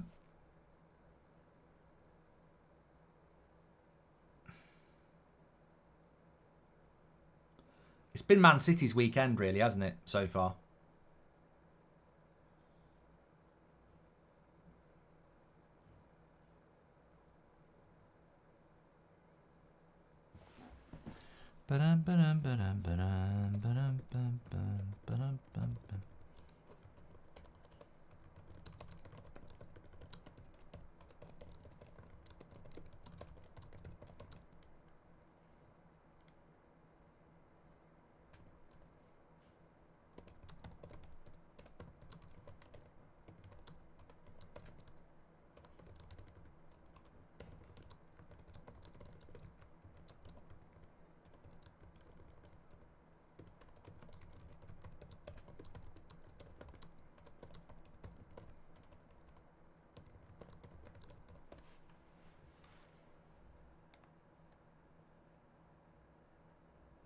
Get Chong on, says Herbie. He's coming on.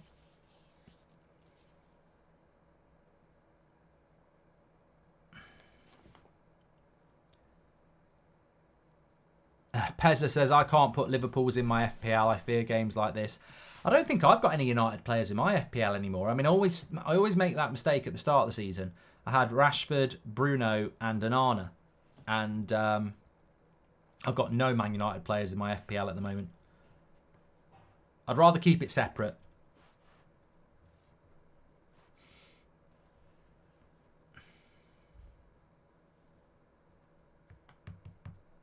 Do you think anyone will stop Man City, Mark? No. No. I think what I predicted at the start of the season, well, I know what I predicted at the start of the season was that Man City would win the league. And unfortunately, what I predicted is going to happen.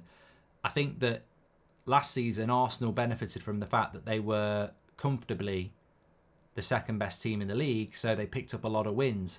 The problem this year is there's a load of teams that can beat each other, and that actually makes it easier for City, because City will still be better than everyone else, but the Liverpools and the Arsenals and the Spurs and the Villas and the Brightons and the Newcastles will all take points off each other.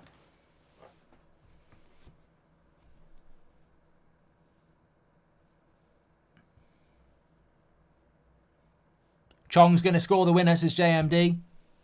I am doing a watch along tomorrow, Ronan. Spurs against Chelsea. Looking forward to that. Make sure you subscribe to the channel, by the way. Bottom right-hand corner.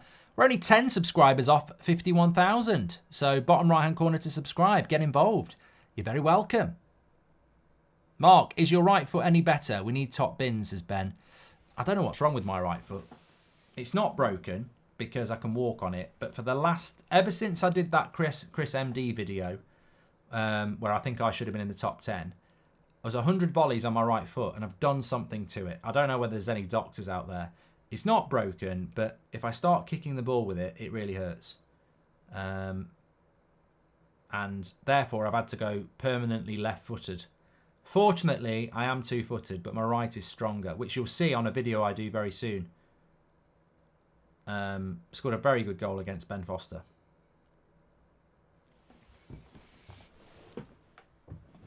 It's not gout, Scooby. I haven't got gout. It's from playing football.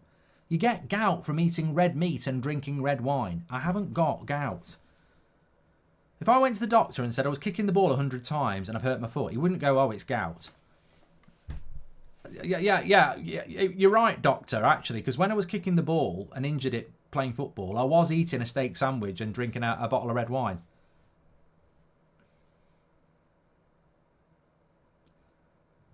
Foul there. Well, we've had 20 minutes of the second half and Liverpool are still goalless against Luton.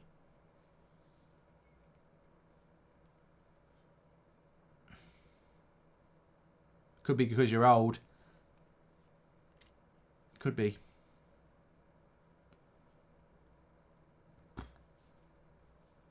That's the saddest thing about getting old is not being able to play football as good as I used to. Must be horrible for, must be horrible for people like Beckham and Zlatan, those types of players who, you just can't play anymore, but you've still got loads of your life left. Luton have defended very well here. Purple Butterflies thinks Luton will score a winner. He's in. Oh, they nearly did it there. They've got a corner. They were in. Purple Butterfly was nearly a sidekick.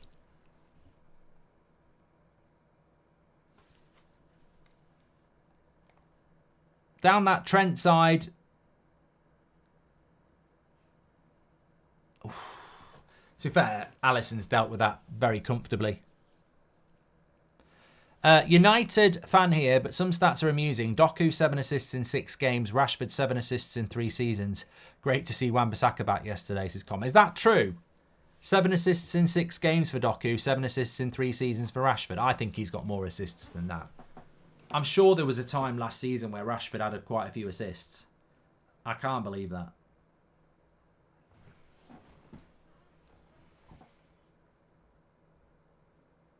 I don't think that's true. I remember looking at Rashford last year and I think he had quite a few assists.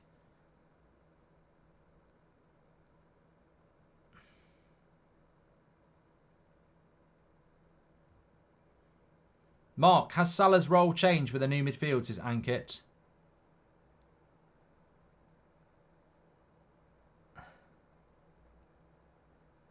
They just can't get any rhythm going here, Liverpool, and I think that's got to be a credit to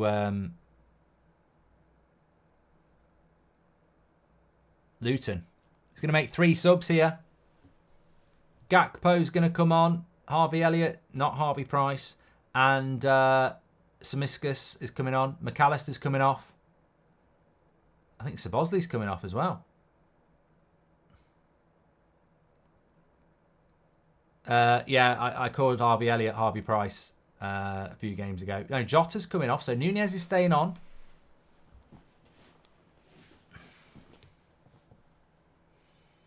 So Jota, McAllister and Gomez go off. Szoboszlai stays on.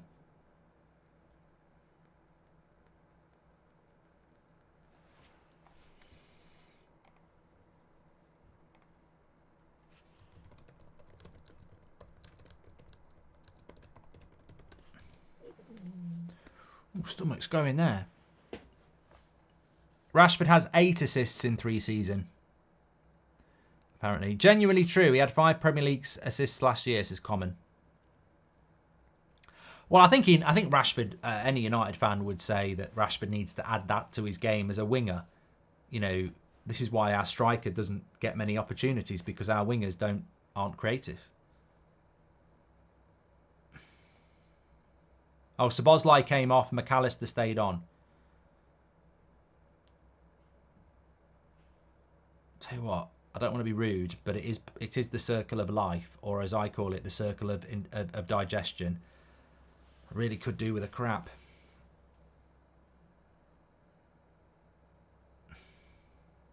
Lennart says a strawberry would beat Goldbridge at chess. Well, I tell you what, I will stream a game of chess on the charity stream. I will play the computer and beat it.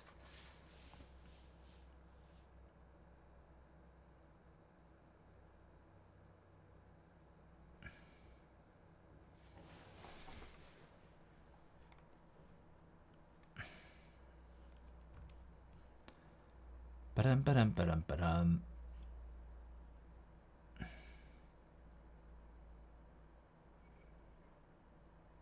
Harvey Elliott with the cross. Oh my God, that's probably the chance of the game for Liverpool. The 2 subs combine. Harvey Elliott puts the cross in, and Gakpo, I think, puts himself in a position where he can't finish, but I think right behind him. No, there's no way that that's going to go to the back post, to be fair. He's got to do better with that. But it is behind him. Yeah, and he can't really do anything with it. Still no goals to Sebastian. He thinks he's Giroud, says Tanishk.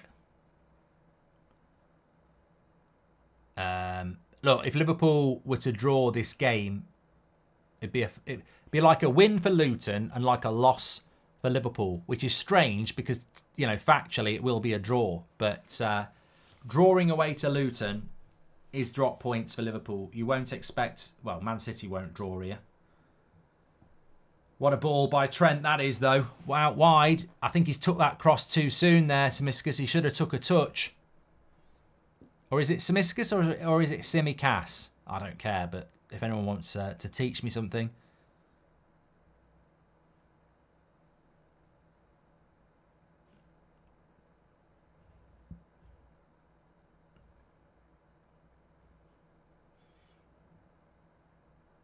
Nick says, I actually captained Nunez, so he definitely won't score. Oh, I've had a crap FPL. There's no 2 ways about it.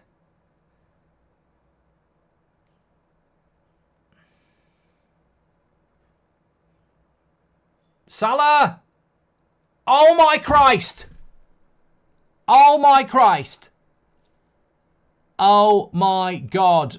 And it's onside as well. You won't see a miss like this. Nunez has a problem with finishing. This is incredible. I mean, maybe Salah should score anyway.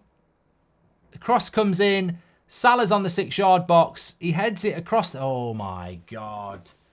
I'm scoring that. I'm sorry. I'm scoring that. I'm scoring that. That miss by Nunez, incredible. That is... Whew. I mean, he's got to be, what, a metre, 2 metres max out from the goal line. He's put it over the bar on the bounce.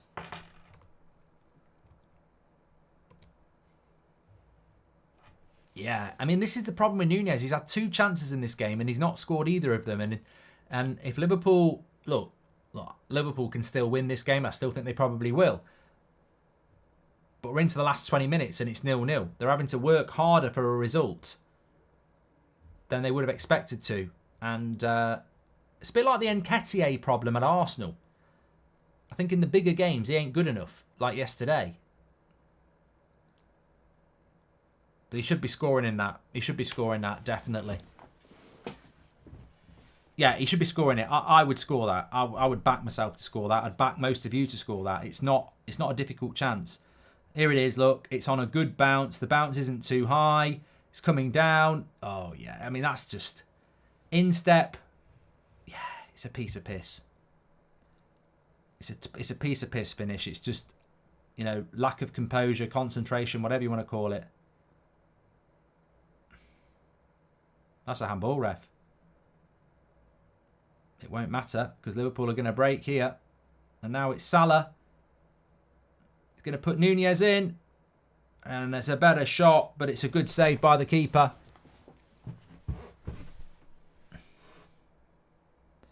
Ryan said, well, I agree with Ryan. It's almost too hard to miss.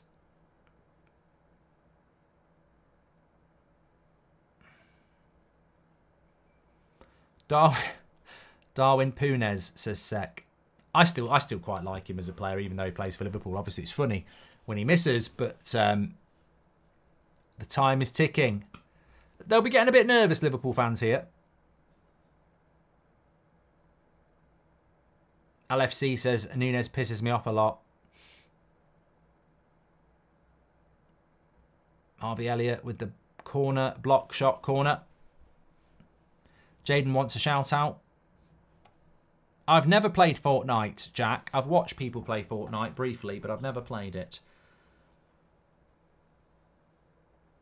Oh, I think we'll have a nice crap after this, and then whilst I'm having a crap, run a bath, because you never mind much if it's yours, and I think it's always quite good to have a shower or a bath after a crap anyway, and then 8 o'clock show on the United Stand. That's my plans. If you don't like it, well, stop acting like you've never had one before. Real Bridge. You wouldn't get old Drury or Matterface saying that on their commentary, would you? It's been a great game, but I can't wait for it to finish so I can have a crap.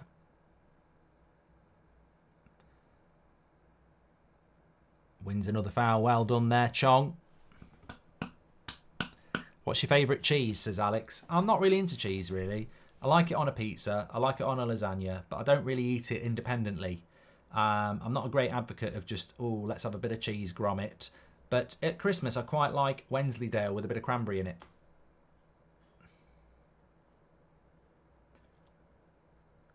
Alan's hot bath, says Aaron.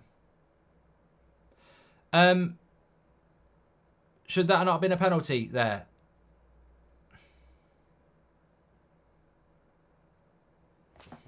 We can have a quick look at that because they're doing a sub.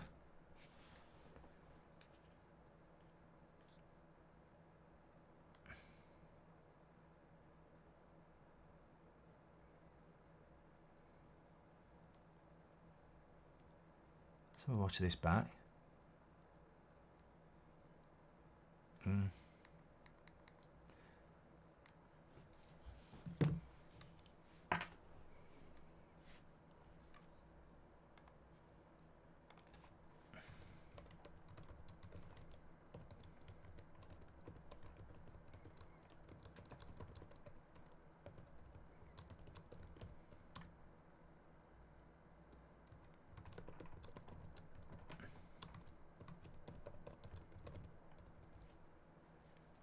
Well, you know, this is exactly what I said. I don't think it's a penalty on Van Dijk, and I definitely don't think it was a penalty on Rodri last week, which just adds to the frustration, really, doesn't it? That, you know, in a Manchester derby, they go looking for a penalty in the penalty box that wasn't a penalty, and then in a game, you know, he wrestles into the ground and it's not a penalty. It's like Ethan says, it's not City, so they won't give it. I mean, that was incredible last week. A massive game.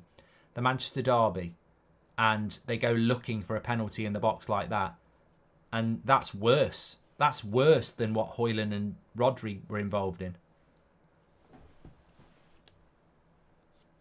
So yeah, Liverpool fans, you could be aggrieved by the letter of the law, but ultimately this is the officiating in this country.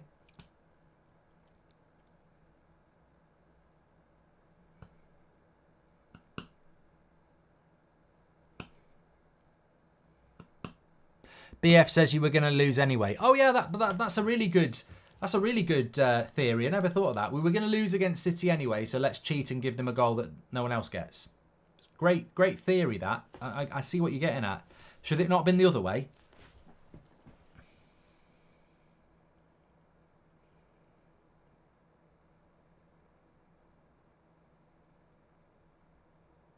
Right, Liverpool on the break here into Salah. They've got options.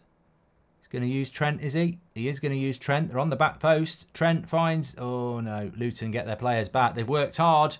They've worked hard.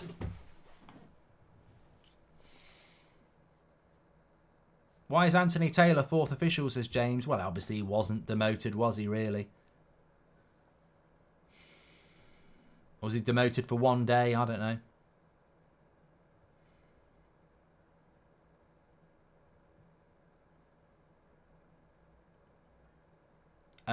13 minutes to go.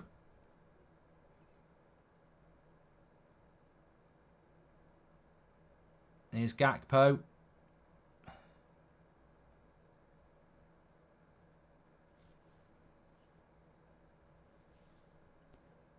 Ricardo says, I need a Luton win.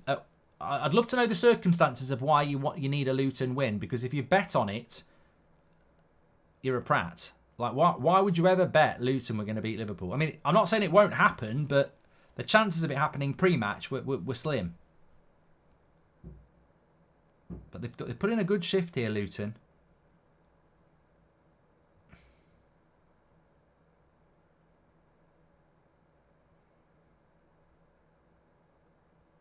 And I think the way that Luton have set themselves up has been very effective, because they've basically kept their line very deep and they've packed the penalty box and sort of forced Liverpool into crosses into the box, where Luton are going to be quite comfortable with that because they're a physical side. 58 goes, it's not a penalty for me, seen way worse, not given. Oh, it's not a penalty for me either. I don't think it's a penalty. I don't think it's a penalty on Van Dijk at all. What I'm saying is, last week in a massive Manchester derby, a penalty was given for less than that, and it wasn't even given by the referee. It was given by VAR.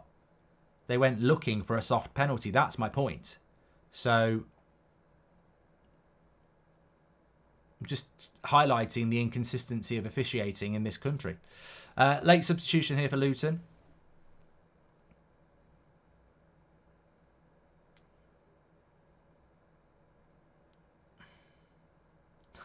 From the Asda says, I want Liverpool to win. I'm a Liverpool fan. Outstanding. Shocking.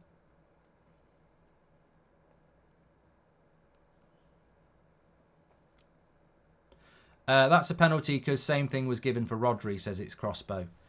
Well, I do get your logic, but this is what I mean. There's just so much inconsistency. We never know what's what, do we? It's like a secret code that the officials have. Oh, Van Dijk. And now Luton break. They've got a 3v2. They've still got it. 3v2 for Luton. The cross comes in. Chong has scored for Luton on the break. You can't believe it. Cat amongst the pigeons. Chong amongst the Liverpool defence. They've scored on the break. It's 1-0. I cannot believe it. I can believe it. That's football. That's incredible. And it's Chong, the former Manchester United man. And there's complaints from Liverpool. I don't know whether they're going to get away with it. The referee's thinking, oh shit here. But Luton score. There is a lot of complaints going on. I don't know what they're going on about. It would be harsh on Luton, this. It'll be very harsh on Luton, this. Fireworks night. Bonfire night in the UK. Well, there might be some fireworks here. Luton broke so fantastically well. 3v2. They've broken so well. I don't know what they're looking for. I mean, that's not a foul there. He's not offside. I mean, I really don't... It's a lovely finish. They broke so well. They broke so well, Luton here. Barkley, I think, gets it wide. Cross comes in. You know, Luton get a lot of stick, but the way they've broke there, it's not always easy. You do it on a training ground, 2 against 3, you score every time. How many times in actual games do we see teams mess this up? I can't even see what Liverpool are complaining about because we're just being shown the goal again and again and again. So it's not looking good for Liverpool in their complaints. And it looks like the goal stands. It's 1-0 and it's been given. And it has been given. I don't even know what Liverpool were complaining about. Don't know. We never saw anything on a replay.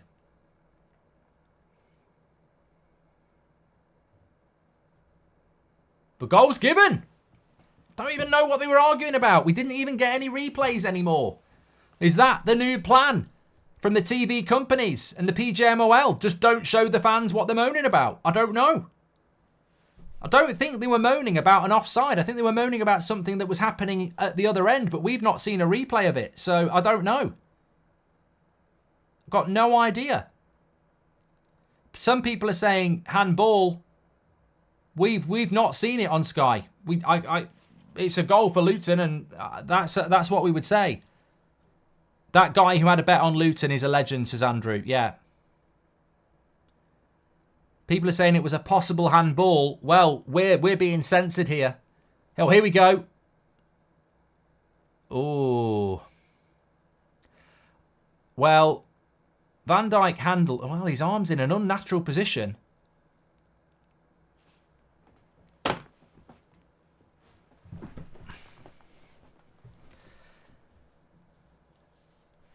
If I speak,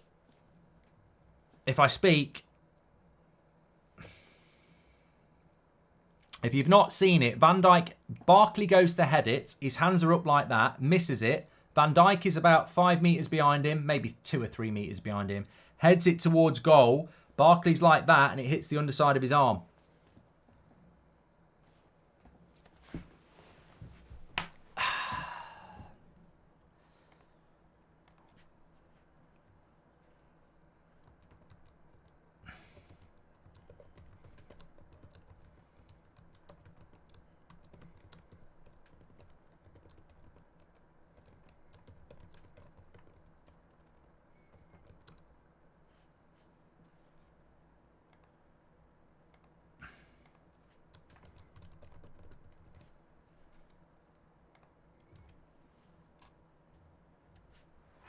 Let's do a poll. I actually think it's a penalty. My feeling is the emotion has taken over there for VAR. Luton, the underdog, have scored a goal. They don't want to go up to the other end and give a penalty and cancel out a goal. I think they've gone with the emotion of the situation. I think it's a penalty. And the reason I think it's a penalty is because his hands are in an unnatural position and he's obstructed a head-on goal, and then they've gone at the other end and scored. So if I'm thinking about this pragmatically, look, if I'm thinking with my heart, it's a goal to Luton. You know, I want Liverpool to lose. Man United fan, I want Liverpool to lose. So if I'm going with my heart, it's a goal, and I think that's what VAR has done. Now, whether that's right or not, I think they've gone with emotion, because if I'm thinking about it pragmatically, and I'm trying to be unbiased here, Liverpool's corner, Ross Barkley goes up, misses the header, so he's not touched it anyway. You know, his body movement is, wrong because he misses the header. Van Dijk heads towards goal, blocked hand or arm. Luton break and score. I can't give the goal to Luton. I can't give that goal to Luton because it all comes from a handball.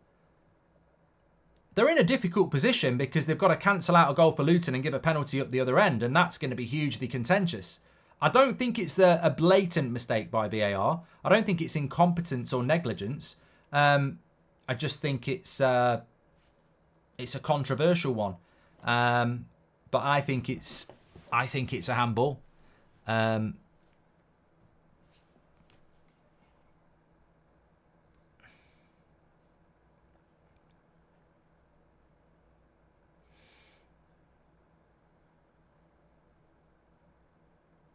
But I wouldn't say it's like what happened to Arsenal yesterday. I don't think Liverpool should be asking for a replay or anything like that. I just think the way I always look at it is, and I get it from Luton's point of view, and there'll be many United fans like myself saying, look, give the goal to Luton. I get that. But what you got to do is, imagine that's Man United against Luton next week, and they go up the other end and score. Everybody is going to want that to be a penalty to them if it happens to them. And I think that's how you have to look at these things.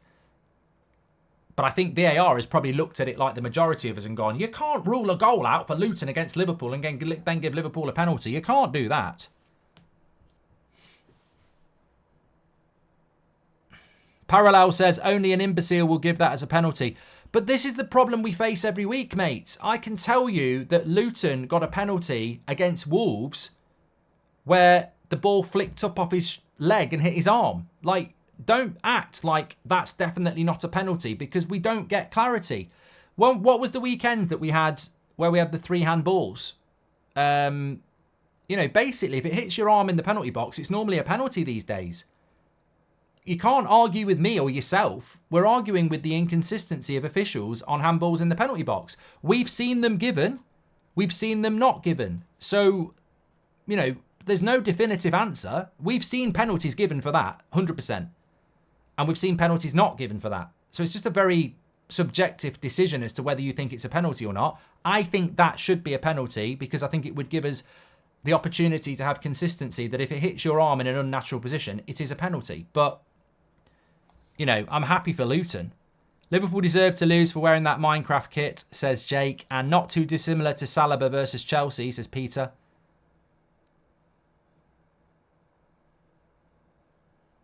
But look, the fairy tale that it's given us is incredible. Luton against Liverpool. You know, this is the great thing about football, though, isn't it? You know, we're not actually talking about the officiating in a cheat way. I think it's a 50-50. I think it could have gone either way. And, you know, if they'd given the penalty after Luton had scored, I 100% would be sat here going, that's fucking harsh on Luton. It really is. So I'm not saying it's definitive. I'm just saying it's a decision that they've made. And I think they've made a decision that, you know, some people will agree with and some people won't agree with. I don't think it's like the one last night, which was disgusting. I just think it's one of those where we've seen penalties given, we've seen them not given. It's just one of those.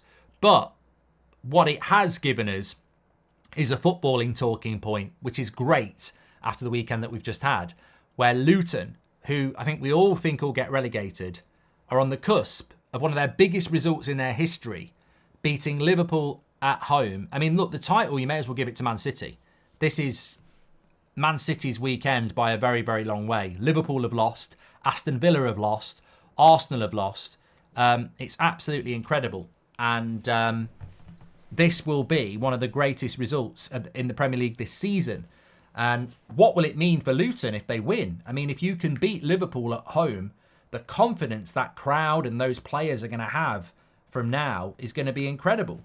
That's completely natural for your arms to do that when jumping for a header. Nobody's arms are straight down when jumping for a header. But Spencer, look, I could give you 6 or 7 penalties this week, this season, where this has happened. They're on the break again. Is that the goal again? Oh, sorry. Shit. I was just about to say, they've just scored the same goal again. It's the goal. It's the goal.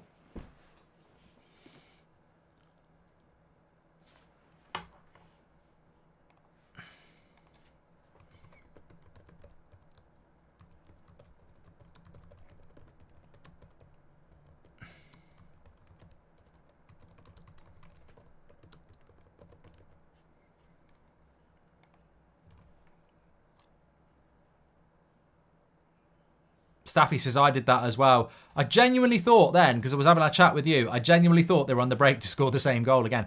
8 minutes added on here. I mean, look, if you're Liverpool and you're Jurgen Klopp, you've got to be furious. And let's be honest, you know, fair play to Luton. They've defended fantastically well. I thought the way that they broke and took that goal was superb. But look, I don't need to tell Liverpool fans this. I don't need to tell Jurgen Klopp this. You know, this result will be absolutely infuriating. Look at that chance that Nunez missed at 0-0. Look at the chance he had in the first half. They've had 2 golden opportunities at 0-0. And you know if Liverpool score, it's over. If Liverpool score first. They've only got themselves to blame because at this level, you would expect Luton to have 1 good chance in the game. And they've took it. So, you know, Liverpool can't really be blaming anybody other than themselves because they have missed big opportunities.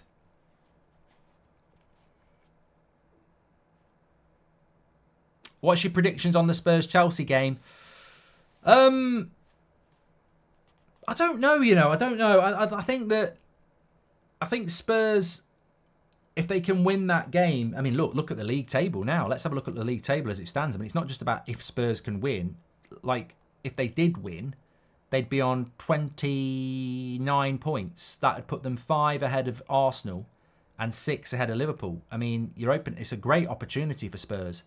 I mean, look at Man City. They're in a brilliant, brilliant position now. But it's Man City's weekend, but it could be Spurs' weekend. I think that it's a really big game for. I think it's a really big game for both teams tomorrow. Because if Spurs beat Chelsea, I think that really does send a message out about what they're all about. Because I think Chelsea are a good side, but ND says you're a fair and nice lad. Well, I try to be. I mean, as I say, on that, for me, I think those should be handballs. And if that happened to United, I'd be going absolutely mad. I'd be saying, look, he's hit his hand. We're heading it towards the goal. He's blocked a header towards the goal with the back of his hand, intentionally or not. That should be a penalty because they've gone and scored at the other end. It's an injustice. So I get it. You know, for me, I think it should be a penalty. But I also get everybody else saying, well, no, it shouldn't be a penalty, Mark, because he's not in a natural position. And as I said, I'm not going to be sat here tonight going, Liverpool have been robbed by VAR, because I don't think they have. I think it's a decision that could have gone either way, and for me, I think it should have been a penalty. But look, the big story is the football. Luton broke fantastically well. They score a really good goal. Nobody gave them a chance. You know, they're meant to be. These are the games where they're going to get whipped. So I think that you know, it's not a VAR decision where we're going on strike and stuff like that. These decisions are 50-50s. They can go one way, they can go the other.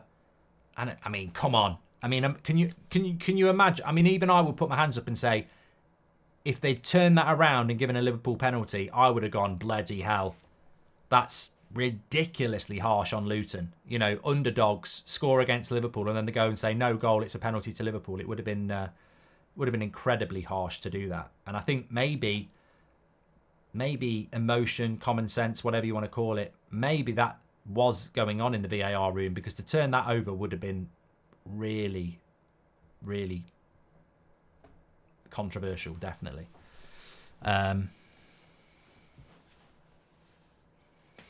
you think they would have got a penalty if Luton didn't score? Well, you know, that's a great, great, great point. Would they have gone back and given a penalty if Luton hadn't scored?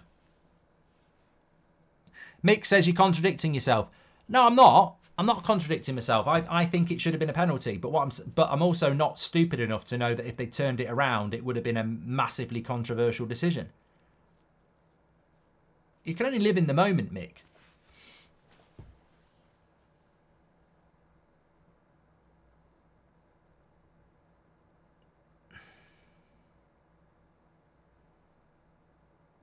And you make your own luck, don't you?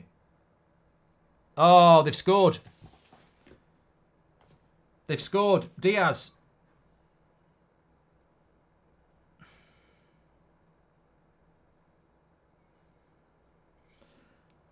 I would not have seen that coming in a million years. Luton have defended so well. And this cross from Harvey Elliott is absolutely brilliant.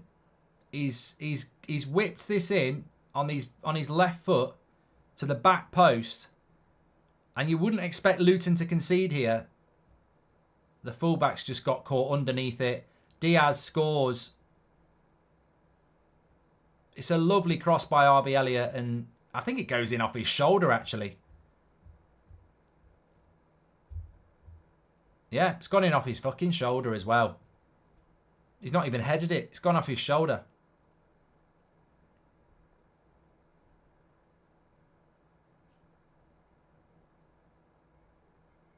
Well, you got to feel for Luton there, because the difference between 3 points and a draw... I mean, a draw is a great result for Luton, and a draw is a bad result for Liverpool. But in the circumstances, it's not a terrible result for Liverpool now.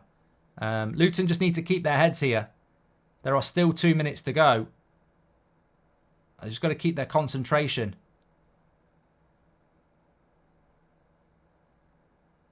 Unfortunate. Well, I tell you what, Luton do not deserve to That's a foul on Chong. I think they'll be all right now.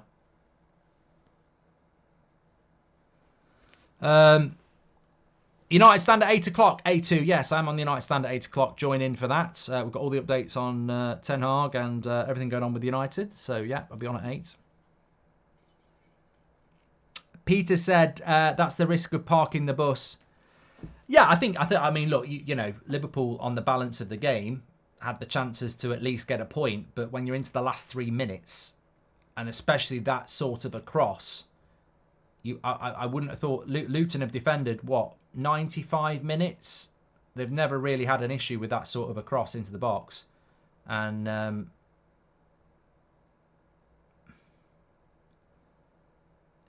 I'm surprised that they've conceded it. But the quality of the ball's good. It's luck. It's hit his shoulder. But the fullback will be very disappointed, I think. Here's Salah in the box. That should be the end of the game. That should be the end of the game.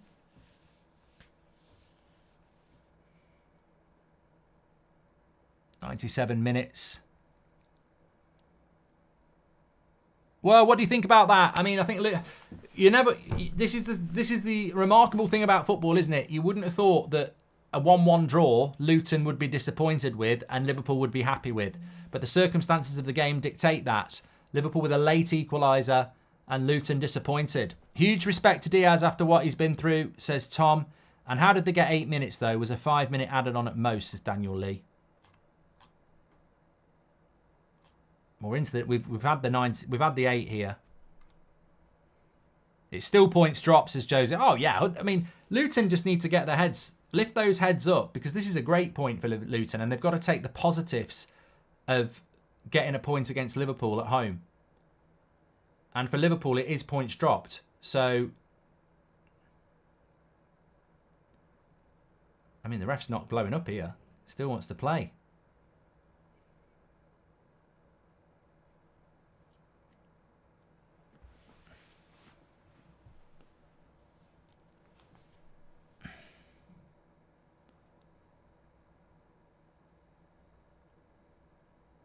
$20,000 if you're tuning in, by the way. Absolute legends. I didn't notice that. Was it a penalty for Liverpool? Yes, 35%. No, 65%. So I think, in fairness, it would be fair to say that they got it right then, based on what the chat here is saying. I mean, Luton are on the attack. Oh, shot off. Near post. Ref's not going to blow here. He's gone into 10 minutes. I tell you what, he's got to get this right, referee. I think you need to be blowing the whistle.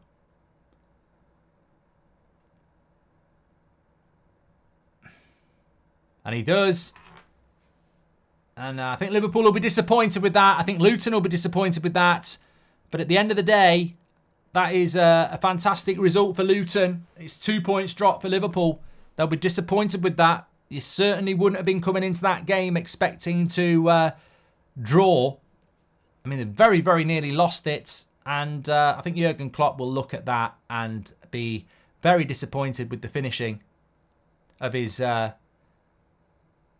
certainly of Darwin Núñez. I mean, Jurgen Klopp's smiling here. A big result. Big result for Luton. I think they've got to take the positives. So close to something spectacular, but on the balance of the game, Luton deserves something out of it, and Liverpool really should have scored anyway before that. So maybe the draw is the right result. I think it's a cracking result for Luton, and they can really take something from that.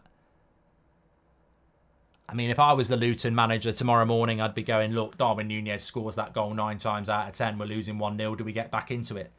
So, yeah, they'll be disappointed, but they can take that sort of a performance into lesser teams. You know, there's teams like, you know, there's lesser teams that they can play that maybe they can get some results from. But it is drop points for Liverpool. There's no doubt about it. And so far, Man City are looking good. Don't forget, tomorrow night, we have got Spurs at home to Chelsea. That's massive. I mean, if Chelsea get something out of Spurs, it's been a clean sweep for Man City with Arsenal, Liverpool and Villa all dropping points. If Spurs drop points tomorrow, it's a clean sweep for Man City this weekend. Thanks everyone for watching. I'm back on the United Stand at 8 o'clock if you want to tune in for that. Thanks for spending your afternoon with me watching that game. It was an entertainer. You know, I did think about whether to do Luton Liverpool, and I'm glad we did. It was entertaining. Take care, everyone. Speak to you in a bit.